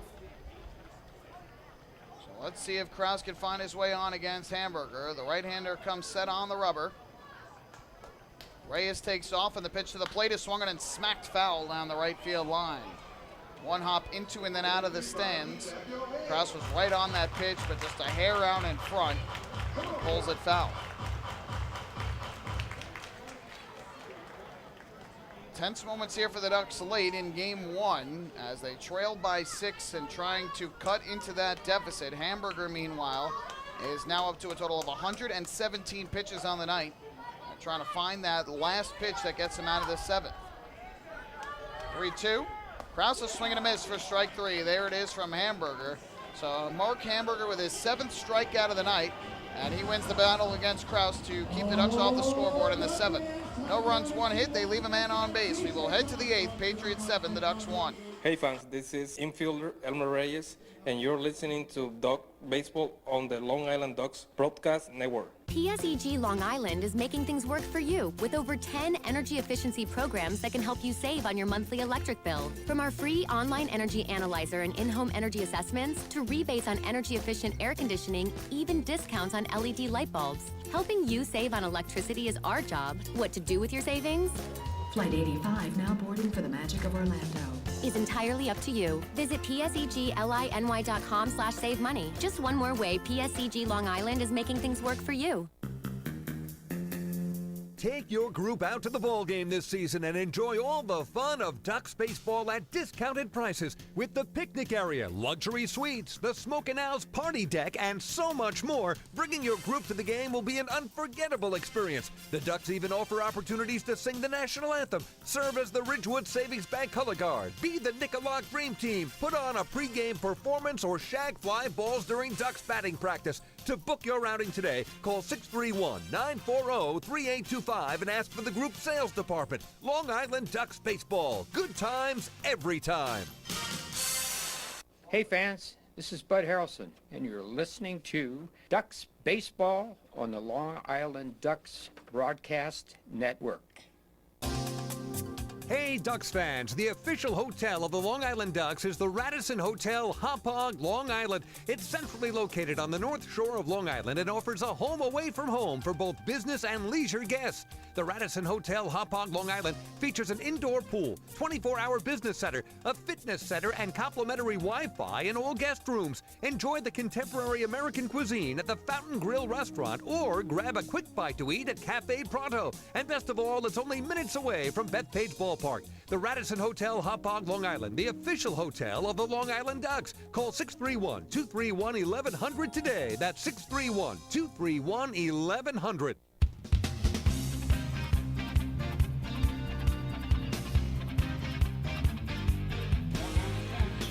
Well, we move to the 8th inning here at Bethpage Ballpark, Game 1 of the Liberty Division Championship Series. Somerset Patriots with 7 runs on 14 hits and no errors. They lead the Ducks, who just have 1 run on 8 hits, all singles, and have committed 2 errors. Patriots with a big 5-run 3rd inning to take the early lead. And as we go to the 8th inning, I send it back across the broadcast booth to Chris King. Well, thank you very much, Michael Pollock. Third pitcher of the night is in for Long Island. It is Dennis O'Grady, and the righty drops in strike 1 on Justin Trapp at the top of the order for the visitors tonight. So 7-1 Patriots as we go to the 8th. Again, Game 1 of this best-of-5 Liberty Division Championship Series.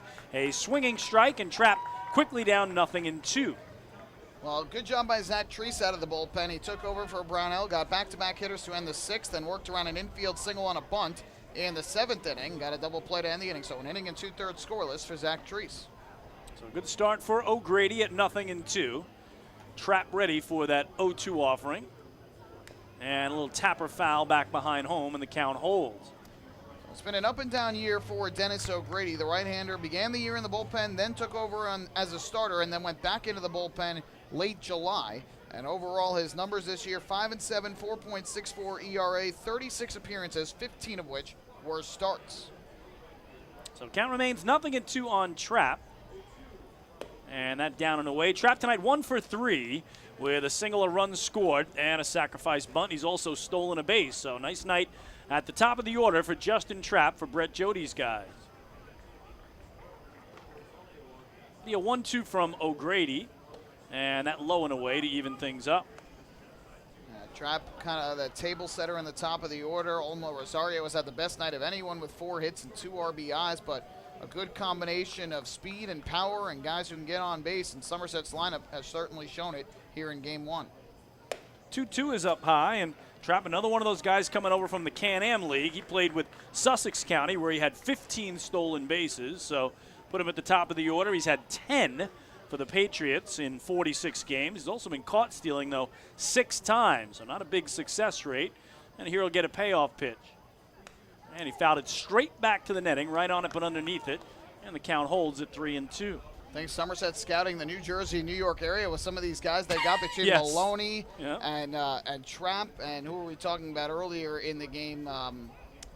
Richardson, guys like that. They've been Yep. scouting those guys in North New Jersey, north of New York, and it's worked out for them to this point. And 17 players signed away from the Patriots in the regular season. Looped into left center field. Delta Cleary Jr., did he get it? He did!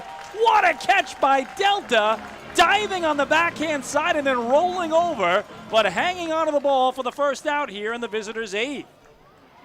Well, the Ducks' defensive woes in the 3rd, complete turnaround on what we saw on that play. That's a great grab by Cleary Jr. That ball was sinking quickly off the bat of Trapp. Cleary Jr. had a long way to go to get it, and a great diving catch by the Ducks center fielder for the first out here in the 8th inning. So the first asterisk on my score sheet tonight for defensive Jim goes to Delta in center, one away. And here's Alfredo Rodriguez going after the first pitch, dumps it into left field in front of Lou Ford. And so a one-out single for Rodriguez and his second hit of the night.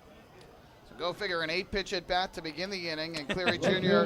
ends up robbing Trapp of a hit, and the first pitch swinging, and Rodriguez picks up the base hit to left, and he's got his second hit of the night. Rodriguez was 0 for 3 to start the night, but singles in each of his last 2 at-bats. He has scored a run already tonight, in fact scored a pair. And here is Mr. Perfect tonight, Olmo Rosario for the Somerset Patriots. 4 for 4 in the game with 3 singles and a double. There's a slider strike, though, beautifully placed by O'Grady at the knees on the outside edge. It's strike 1. Rosario with a pair of runs batted in, but looking for a 5 for 5 night in a playoff game if he can reach here. 0-1 is taken the other way into right field. His 5th hit of the night for Olmo Rosario, and it makes it first and second and 1 away. Well, the Ducks just have not figured out any way that they can keep this guy off the bases. 4 straight singles after doubling back in the first, and Rosario continuing his hot start to the postseason. And what a big bat for Somerset in that 3 spot of the order. Ducks familiar with Olmo Rosario, played for the Barnstormers in 2013 and 2014, a guy who hit over 300 down in Mexico with Tijuana last season. So what a night for Rosario. He's at first, Rodriguez at second, and here's the guy who's always dangerous from the left side. It's Kyle Roller. And he hacks it foul high up on the third base side for strike 1. Roller tonight just 1 for 4 with an RBI single his last time up, and really one of the big reasons the Ducks beat the Patriots a year ago in this series was the fact that Kyle Roller batted just 167 in the 5-game loss for Somerset. They really kept him in check. The 0-1 is down and in, a ball and a strike on the DH and cleanup man. Now, when you look at that series last year, the Ducks really were fueled by what they did late in that series, the 3 straight wins at home, in which they outscored the Patriots in those games 14-2. But really, there was only one game that Somerset hit well. That was game 2. It's tap foul at the plate. That was the 10-0 game, right? 10-0 game. Ducks literally limped home from New Jersey, down 0-2 in the series, and were just beaten 10-0 to send them home. And the guy who dominated on the mound in that one, Nick Turley, was on the mound last night for the Twins in the big leagues. That's right. Against Yeah, the Yankees. that's right. That's exactly right. Wow, I forgot about that. Yeah, good job.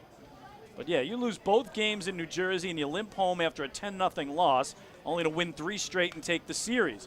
Fouled straight over our heads here in the broadcast booth right behind home plate, but we're tucked under the overhang, and again, it takes a perfect shot to get it into the booth. That one was close, but the overhang saved us again as it went over the net, but not under the overhang. I'm glad it's you here and not David Weiss, Yes. because I would have no eardrum if David Weiss was in the booth. He would have screamed mightily loud on that one. He is legendary for that, no doubt about it. 1-2 O'Grady in front of Roller, and this one gets away from Berg. Both runners are going to try to advance a base. The throw to second is not in time. So I'm guessing a wild pitch there on O'Grady that moves Rodriguez to third and Rosario to second. Wild pitch on a ball down in the dirt from O'Grady, who's been getting the 2 strikes on a couple hitters in this inning. Has had trouble putting them away, though, right away, as Trapp worked the count, and then eventually it was able to pop out thanks to the great catch by Cleary Jr. But O'Grady a little bit erratic here, and now all of a sudden 2 in scoring position with a 1 out, and a fly ball could add another run for Somerset. So the Ducks bring the infield in all the way around, trying to cut down another run at home on a ground ball. And it'll be a 2-2 coming from O'Grady to Roller. Long stare in by the right-hander, working again off that first base side of the rubber. And time called at the plate by Alex Berg, the catcher for Long Island. So Roller ready with that big bat from the left side. With 2-2, swing and a miss, he struck him out. So he took something off it, did Dennis O'Grady, and gets a huge second out here in the top of the 8th. That was a good pitch to Roller. You got to keep the ball away to him and keep it down in the zone. The Ducks have done a pretty good job against him tonight. The only time he really hurt them was in the 6th with that flare RBI single in the left center off of Brownell. The final batter the right-hander faced. But they've done a pretty good job on Roller. Unfortunately, the same cannot be said against Rosario, who has really hurt the Ducks in this game tonight. So 2 on, 2 out. Here's David Vidal, 1 for 3 with a single, a walk, and a run scored. First pitch to him, slider down and away for ball 1. We said this before. O'Grady has to find a way to get out of this. They cannot afford to fall behind any further. It's been a challenge scoring runs in general tonight, but down by 6. A base hit here could potentially make this an 8-run game, and then the challenge becomes even that much greater.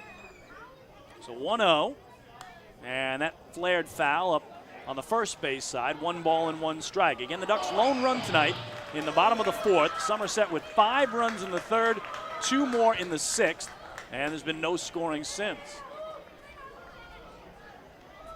Well, Vidal knows a base hit here might be the put-away shot, the one that could make it a 9-1 game, and the Ducks again have only 6 outs to play with in the home 8th and the home 9th.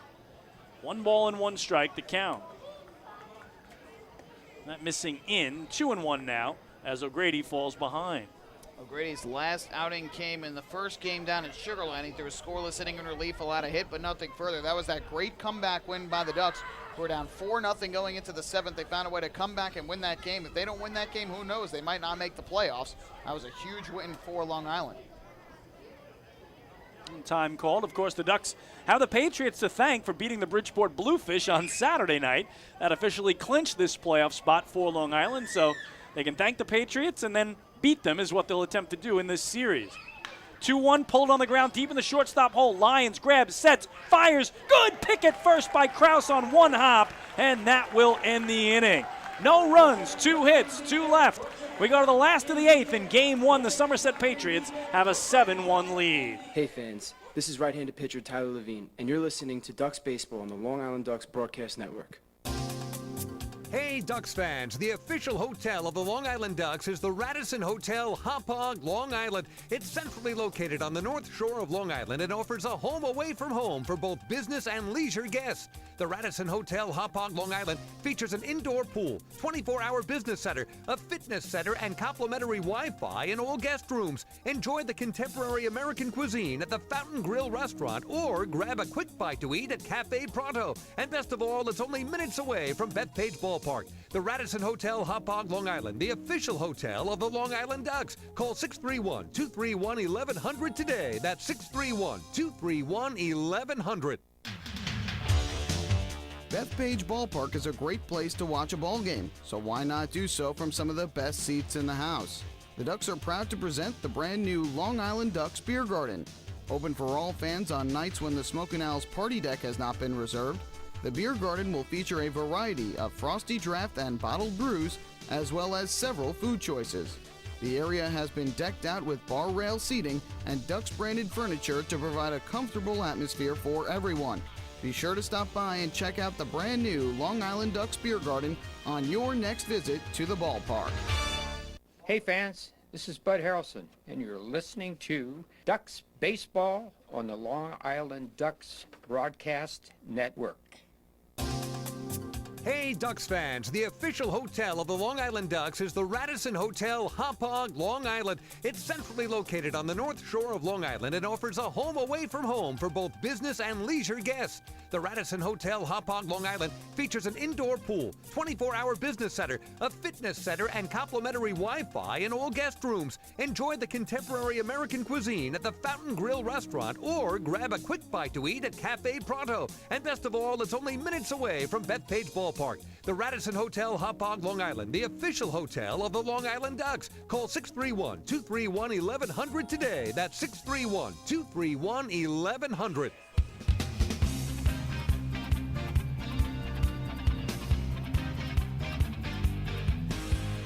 Well, we go to the bottom of the 8th. Ducks trail at 7-1. Lefty Dwayne Belo on in relief and faces Lou Ford. Misses down and away with ball 1, and the count 1-0 on Ford.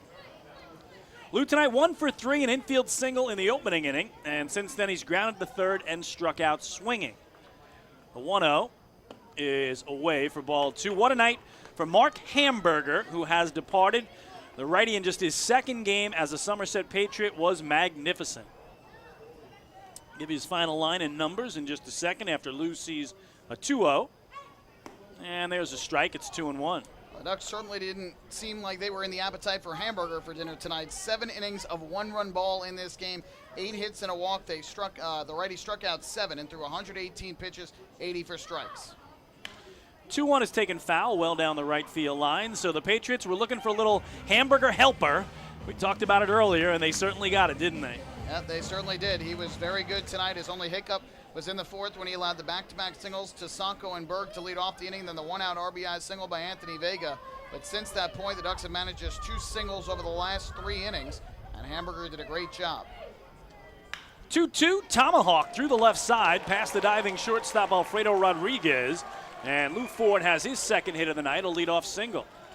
Well, a good start for the Ducks here in the 8th. Again, they need base runners. That is only the second time tonight they have had the leadoff man on. So Ford is on base against Bilo, who this year had a strong season for the Patriots. 46 appearances out of the bullpen. He was 5-1, had a 2.89 ERA, struck out 58 batters and walked just 9 batters in 62 1/3 innings. Impressive stuff from the southpaw. So he gets a lefty-lefty matchup here against Angelo Sanko.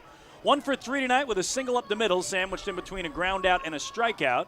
And he has scored Long Island's only run, as Michael told you, came back in the 4th on an RBI single by Anthony Vega. So Sanko takes ball 1. Lou Ford at first, nobody out for Long Island. The Ducks trail by 6 here in the last of the 8th. Bilo holds the set at the letters, then comes home. And this one, a broken bat roller to second, might be 2. Bortnick shovels to Rodriguez, on to Maloney. 4-6-3 it goes, and there are 2 away. Sanko certainly did not hit that one well, as the bat didn't really shatter, but you could clearly tell broke on that one, and with Sanko's speed, easy for the Patriots to turn that. So a quick 4-6-3 double play after the leadoff single, and 2 outs now for Bilo. So here's Alex Berg. He's had a nice night offensively for Long Island. A pair of singles and a fly ball to right. He's 2 for 3. So let's see if Berg can keep the inning alive here for the Flock. I mentioned Berg's incredible numbers against Somerset this year. We'll run through them again here after Bilo delivers. There's strike 1. Berg hit 12 homers on the year, 5 of those against Patriots pitching. Had 42 runs batted in this year, 17 ribbies in the season series against the Pats. The 0-1 is inside, 1 ball and 1 strike. He's had 2 hits tonight, one of 3 Ducks with multiple hits in this game, along with Lou Ford and Elmer Reyes. But again, the Ducks with 9 hits in this game, they have all been for singles. That's a huge part of it. The 1-1 is low, 2 balls and a strike. And Berg's average against the Patriots staff this year, .296. So a guy who hit .225 overall, batted nearly .300 when facing the Patriots pitching staff, which again was second best in the league in the 140-game regular season. The chant is "Let's go Ducks" from the faithful Flock. Went after it there, but was underneath it, straight back to the netting. 2 balls and 2 strikes now on Alex Berg. And meanwhile, the Patriots have 16 hits in this game, 14 for singles. They have just 2 doubles on top of those 14 singles. So it has been incredible the amount of singles that we have seen in this game. But the Patriots have made the most of it. Yeah, singled to death, right? That's what John Brownell was, essentially, before he departed. The 2-2, a very late swing and a miss by Berg. And that'll do it for Long Island. No runs a hit, nobody left on the twin killing. We're through 8 in Central Islip. In Game 1 it remains. The Somerset Patriots 7, the Long Island Ducks 1. Hey fans, this is outfielder Angelo Sanko, and you're listening to Ducks Baseball on the Long Island Ducks Broadcast Network. Going way back is Joe Holden, and he is looking up, and that one is headed to field 5 at Robert Moses. The waves are gnarly, and the Ducks have tied it at 1. That was another home run for the Ducks. And Duck fans, what's more fun than a home run that helps the Ducks win a game? How about a homer that helps the community win? Chappie's Funeral Home and the Long Island Ducks have once again teamed up for the Chappie's Home Run Challenge. If the Ducks hit 100 homers this season, Chappie's Funeral Home will donate $5,000 to the Quackerjack Foundation. So every time a Ducks hitter goes deep this season, watch for the Chappie's Challenge home run count on the scoreboard. And if we reach 100, we're all a winner. Chappie's Funeral Home, where caring for others is a family tradition. Can't get enough of the Long Island Ducks? Well, now you can get even more inside info on your favorite hometown team through Facebook and Twitter. The Ducks are constantly updating fans through social media with scores, transactions, ballpark promotions, and much more. You can even win great prizes. All you'll need to do is make a free account on Facebook and Twitter, and then visit us at facebook.com/LIDucks and twitter.com/LIDucks. Think you're Long Island's biggest Ducks fan? Get connected now. Hey fans, This is Bud Harrelson, and you're listening to Ducks Baseball on the Long Island Ducks Broadcast Network. Hey, Ducks fans, the official hotel of the Long Island Ducks is the Radisson Hotel, Hauppauge, Long Island. It's centrally located on the north shore of Long Island and offers a home away from home for both business and leisure guests. The Radisson Hotel, Hauppauge, Long Island features an indoor pool, 24-hour business center, a fitness center, and complimentary Wi-Fi in all guest rooms. Enjoy the contemporary American cuisine at the Fountain Grill restaurant or grab a quick bite to eat at Cafe Pronto. And best of all, it's only minutes away from Bethpage Ballpark. The Radisson Hotel, Hauppauge, Long Island, the official hotel of the Long Island Ducks. Call 631-231-1100 today. That's 631-231-1100.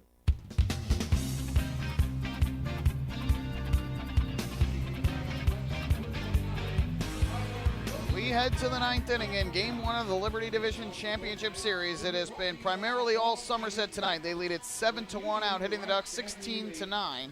And as we go to the ninth inning, Long Island calls upon right-hander Tyler Wilson, their third relief pitcher of the night.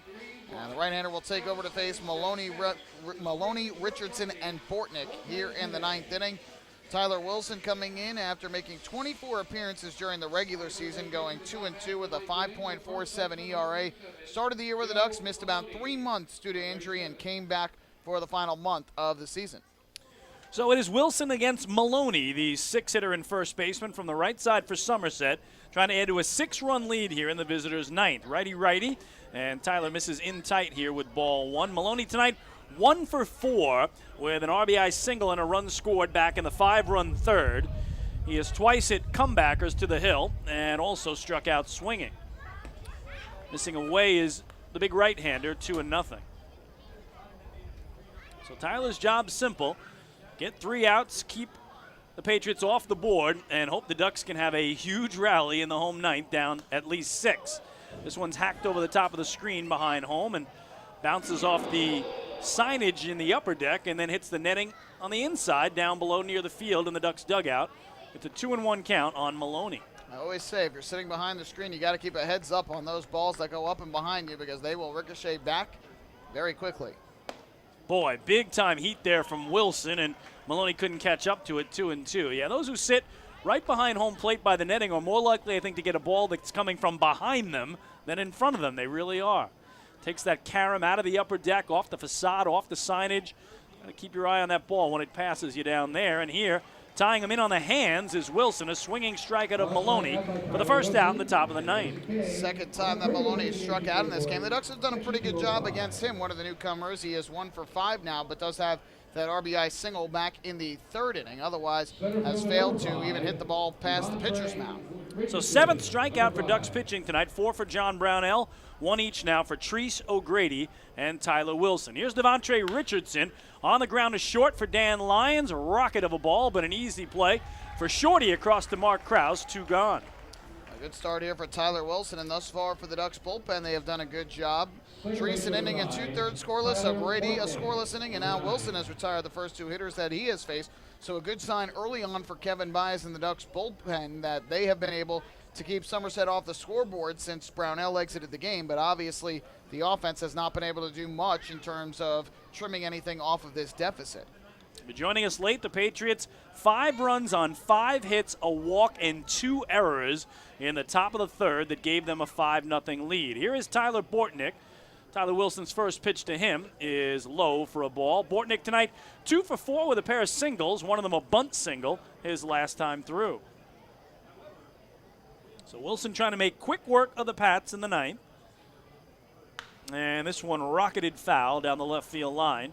1 ball and 1 strike. For Long Island, bottom third of the order, due in the top, or excuse me, in the bottom of the ninth, Cleary, Vega, Lyons. And Kevin Baez with Ruben Gotay, a switch hitter available off the bench, and from the right side, Audie Affiner and Jordan Hinshaw. The 1-1 is again to shortstop Dan Lyons, who throws across, and 1-2-3 go the Somerset Patriots. That is the first 1-2-3 inning tonight, making it another PSEG Long Island energy efficient inning. With energy efficient programs from PSEG Long Island, saving on your electric bill is also as easy as 1-2-3. Visit PSEGLINY.com/save money One more way, PSEG Long Island is making things work for you. We go to the bottom of the ninth. Last licks for Long Island. They trail it 7-1. Hey fans, this is pitcher Dennis O'Grady, and you're listening to Ducks Baseball on the Long Island Ducks Broadcast Network. PSEG Long Island is making things work for you with over 10 energy efficiency programs that can help you save on your monthly electric bill. From our free online energy analyzer and in-home energy assessments to rebates on energy efficient air conditioning, even discounts on LED light bulbs. Helping you save on electricity is our job. What to do with your savings? Flight 85 now boarding for the magic of Orlando. Is entirely up to you. Visit psegly.com/save money. Just one more way PSEG Long Island is making things work for you.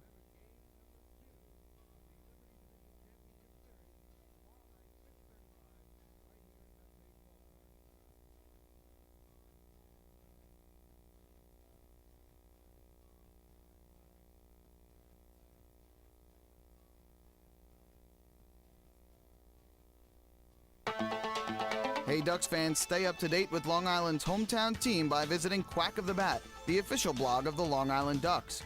Quack of the Bat will bring Ducks fans beyond the headlines with in-depth feature articles, breaking news stories, game previews, post-game wrap-ups, and so much more. Interact with the team during the entire season through quotes directly from the players and coaches, as well as exclusive video clips and photos. Check out the blog today at quackofthebat.wordpress.com. Quack of the Bat, the official blog of the Long Island Ducks.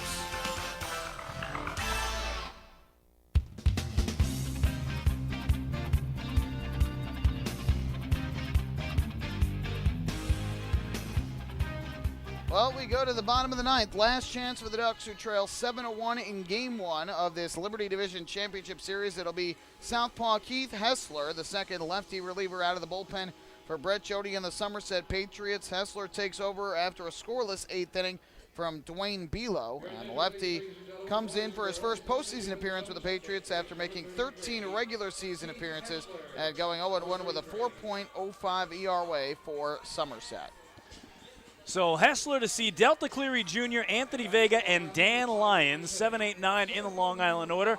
Hessler, a former big leaguer with the Arizona Diamondbacks and the San Diego Padres. So the Ducks get the lefty on the hill here in the ninth, trailing by 6, need a big-time rally to get this game into the 10th. First pitch to Delta is right in there at the belt for a strike. Delta tonight 1 for 3 with a single down the right field line. Actually hit off the warning track, that single, how hard he hit it, but since then he's flied to left and grounded out to second. Hessler is 0-1, and that a broken bat looper on one hop to short, grabbed by Rodriguez, who almost overran it. Had some English on it as well, but he gets the out for one away. And when you look at the Ducks offense tonight, they really haven't had a ton of very good swings against this Patriots pitching staff. They have, again, 9 hits, which isn't bad, but again, all of them are singles.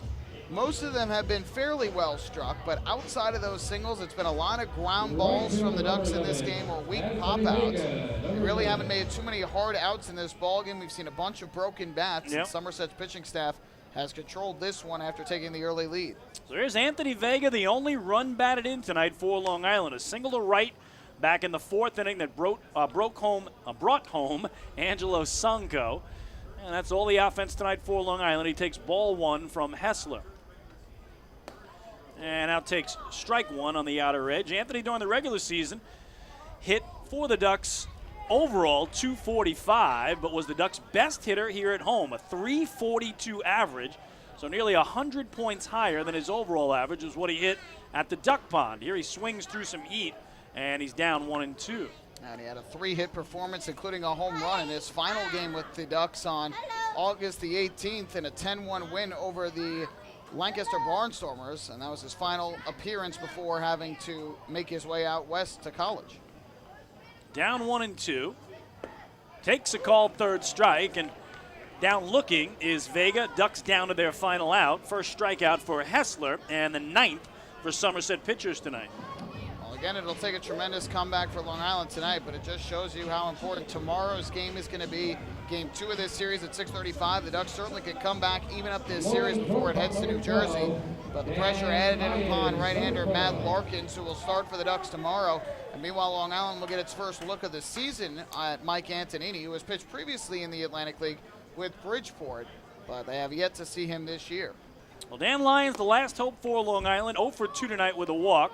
He has grounded out and struck out, and he takes strike one from Hessler, I should say, who's wasting no time at all, going right after this Long Island lineup. 0-1 is in at the shoot tops, 1 ball and 1 strike. Again, the Patriots were the best home team in the Atlantic League this year with a 42-28 record. They took 2 of 3 from the Ducks the first series there, 2 of 3 the second series, but the Ducks' last visit in August, Long Island won 3 of the 4 games. That lone loss, though, snapped the 12-game winning streak by the Ducks, which tied a franchise record. Here a called strike, and now the Ducks are down to their final strike. I happen to remember a certain Ducks broadcaster that attended that game after not attending any of the others during the 12-game winning streak. That would be me and my son Connor. We thought it was going to be a lucky 13th win. Instead, it was a loss in Game 13 after 12 wins. And here, Dan Lyons strikes out swinging by Keith Hessler. Game 1 has come to an end, and it goes to the Somerset Patriots convincingly tonight by the final score of 7-1. A tough one here for the Ducks tonight as they fell behind early. We talked about the importance of avoiding the defensive mistakes. They could not do that in inning number 3. It led to an early 5-run inning for Somerset. The Ducks could never recover as Mark Hamburger leads the way to give the Patriots a win and an early 1-0 lead in this best-of-5 Liberty Division Championship Series. So the Patriots 7 runs, 16 hits, no errors. The Ducks 1 run on 9 hits and 2 errors. The Patriots take Game 1 here tonight on Long Island. We'll take a break, and when we come back, Michael and I will have some thoughts on this one. We'll give you our Player of the Game honors. It's all next as the postgame show begins on the Long Island Ducks Radio Network. Hey fans, this is catcher Alex Bird, and you're listening to Ducks Baseball on the Long Island Ducks Broadcast Network. M&V Limousines is the official bus company of the Long Island Ducks. Family owned and operated, they've been in the business for over 24 years. M&V Limousines offers coach buses with Wi-Fi and restrooms, party buses, exotic limousines, and also recently acquired Hampton Luxury Liner with regular service from New York City to the Hamptons. They also offer a variety of vineyard tour options. Whether you're looking for transportation for weddings, proms, corporate outings, or long-distance trips, they've got the right vehicle for you. Visit their showroom in Comac or check them out online at mvlimo.com. M&V Limousines and Hampton Luxury Liner, the official bus company of the Long Island Ducks. Family fun every time. Beautiful evening for baseball. Big action every time. He reaches up, it's gone! Great value every time. And the Ducks have won it 7-1. The Ducks schedule is loaded with new promotions this season, and with an average ticket price of just $10 and free parking, there is no better value on Long Island. For game times and tickets, visit liducks.com. Long Island Ducks Baseball. Good times every time.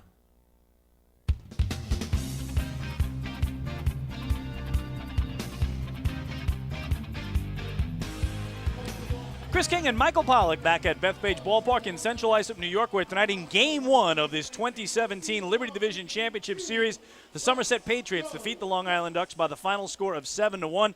And really, Mike, this game came down to 1/2 inning. The top of the third for the Somerset Patriots in a scoreless game against John Brownell. They sent 9 men to the plate, batted around, scored 5 runs on 5 hits. Officially, 2 errors were made. There was a mental error as well that you could for Long Island. There was a walk mixed in, and that 1/2 inning was really the difference in this ball game as Somerset scored 5 of their 7 runs in that lone frame. Well, we talked very early in the broadcast tonight about how in a series like this with 2 teams who have gone all 5 games in their last 3 postseason meetings, there are only 3 postseason meetings prior to this year, it is about the details, the small aspects of the game that are going to determine the winner, and a big part of it, and the Ducks talked at length about it prior to the start of this series, was making sure they avoid those defensive mistakes. The team that went out to the field tonight was the one they felt was the best defensive lineup, and they wanted to highlight run prevention. Unfortunately, it didn't happen in that inning. A bunt single by Justin Trapp up the first base line, in which Mark Krause,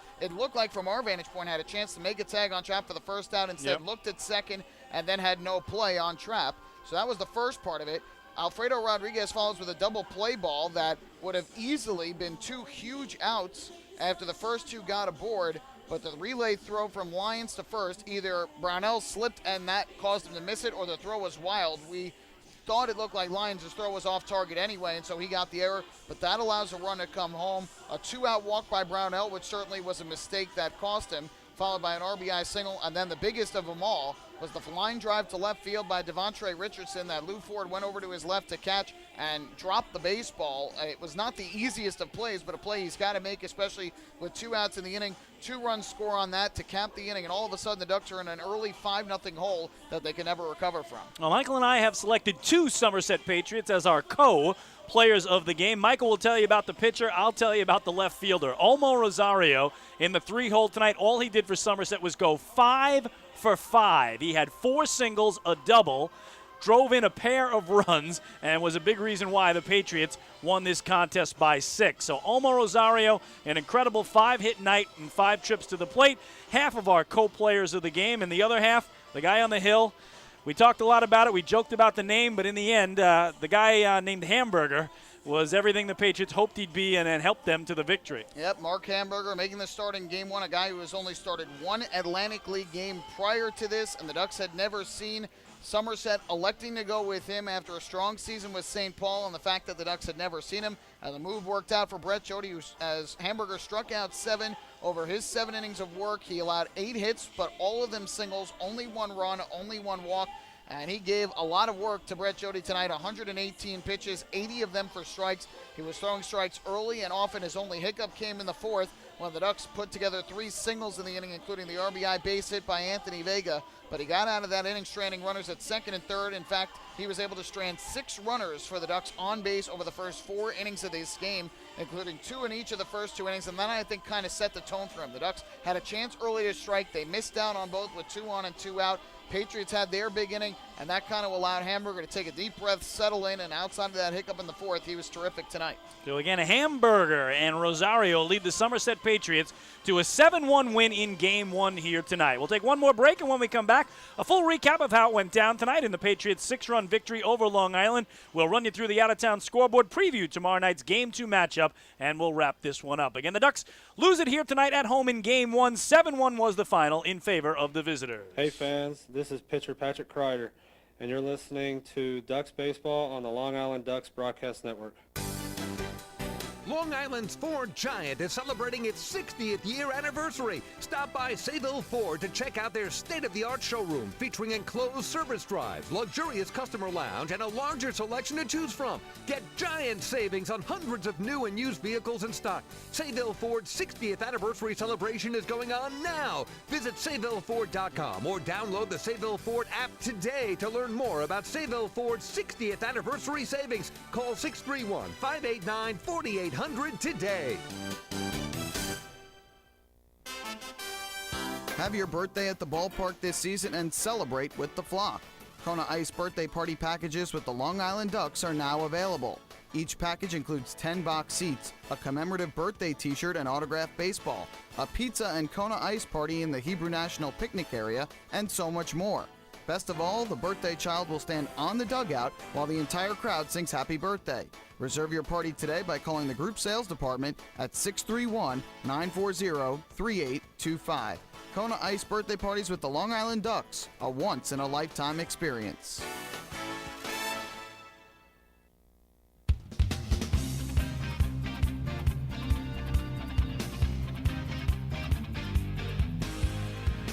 Chris King and Michael Pollack back one final time to Bethpage Ballpark, where tonight in Game 1 of the 2017 Liberty Division Championship Series, the Somerset Patriots defeated the Long Island Ducks by the final score of 7-1. Time now for the recap of tonight's contest. Again, a pair of right-handers going head-to-head. John Brownell for Long Island against Mark Hamburger, the newcomer, for the Somerset Patriots. Well, we took a scoreless game to the top of the 3rd, but Michael just detailed exactly what went wrong for Long Island. In the frame, the Patriots scored 5 runs on 5 hits. There was a walk, 2 errors officially, and 1 more mentally by Long Island, and suddenly Somerset led by 5 in the middle of the 3rd inning. The Ducks would get what proved to be their only run of the game in the last of the 4th as they opened it up with back-to-back singles by Angelo Sonko and Alex Berg. After Delta Cleary Jr. flew out to left, Anthony Vega singled to right, bringing home Angelo Sonko. It would be the only run in the game that Long Island would score in the contest, and it did make it 5-1 at that point.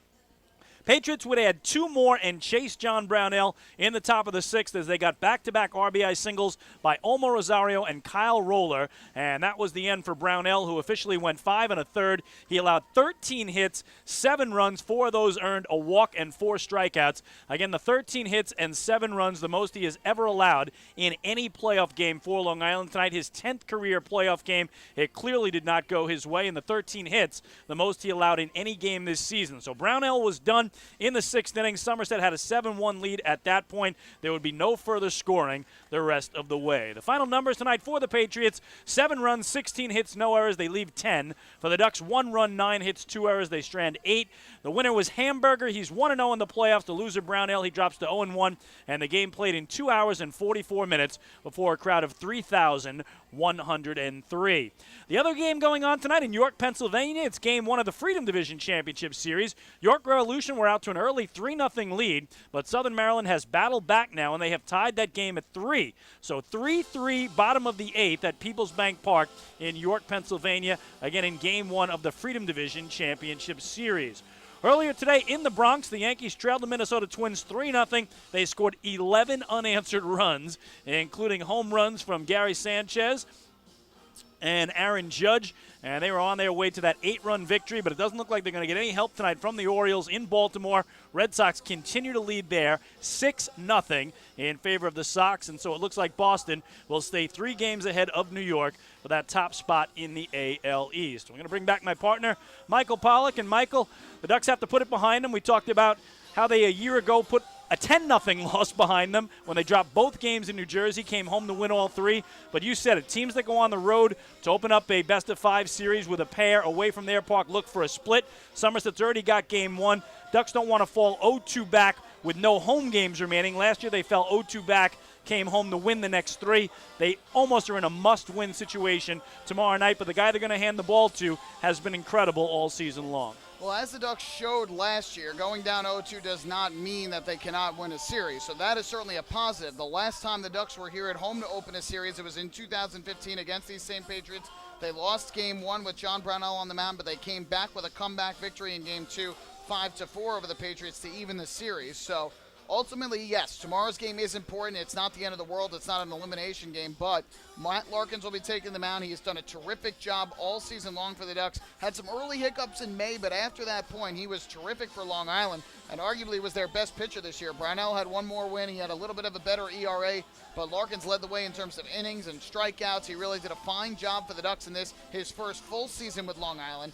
Obviously struggled last year in Game 2 of the postseason against Somerset, though that was on the road. Yep. So I think the key for Larkins tomorrow is going to be to, early on, he needs to make sure that he is able to avoid any sort of meltdowns like we saw here in the 3rd inning, which, again, was not all John Brownell's fault. But when you see a couple mistakes behind you, you can't let it affect you, and I think that's going to be the key. But more importantly for the Ducks, we talked about it earlier, the importance of getting an early lead, putting the pressure on the Patriots.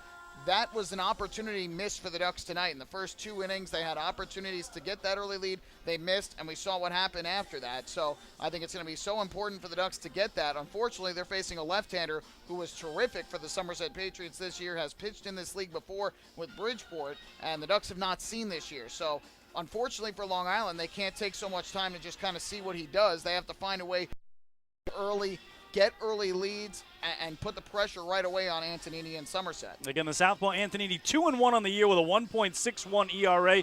As Michael talked about, Ducks saw him plenty when he pitched previously for the Bridgeport Bluefish, but did not face him at all this year. So the Ducks lose their 4th straight playoff game. Of course, they were swept in the championship series a year ago by the Sugarland Skeeters, and they've also now, Michael, dropped 4 straight Game 1s, and awful tough in a short series to continually lose Game 1 and then try to find a way to win that set. No question. It is definitely tough to do that, and you mentioned that short series, and we'll see what ends up happening the rest of the way if it comes down to Game 5, if those Game 1 starters are going to come back. But obviously a bit concerning with how Brownell pitched tonight against the Somerset Patriots. Obviously the Somerset feels confident with a guy like Mark Hamburger, but it just goes to show you how in a short series like that, all of a sudden you now have a lot more pressure on you. The good thing is the Ducks are still here at home. They played well, especially in the second half here at home. So that's going to be the key, is finding a way to get that early advantage, put the pressure right back on Somerset. Because if the Ducks win tomorrow, who knows what happens in Somerset? Yep. We've seen Long Island lose series and win series this year in Somerset. So it's all about evening this up, going into Somerset with the series tied at 1,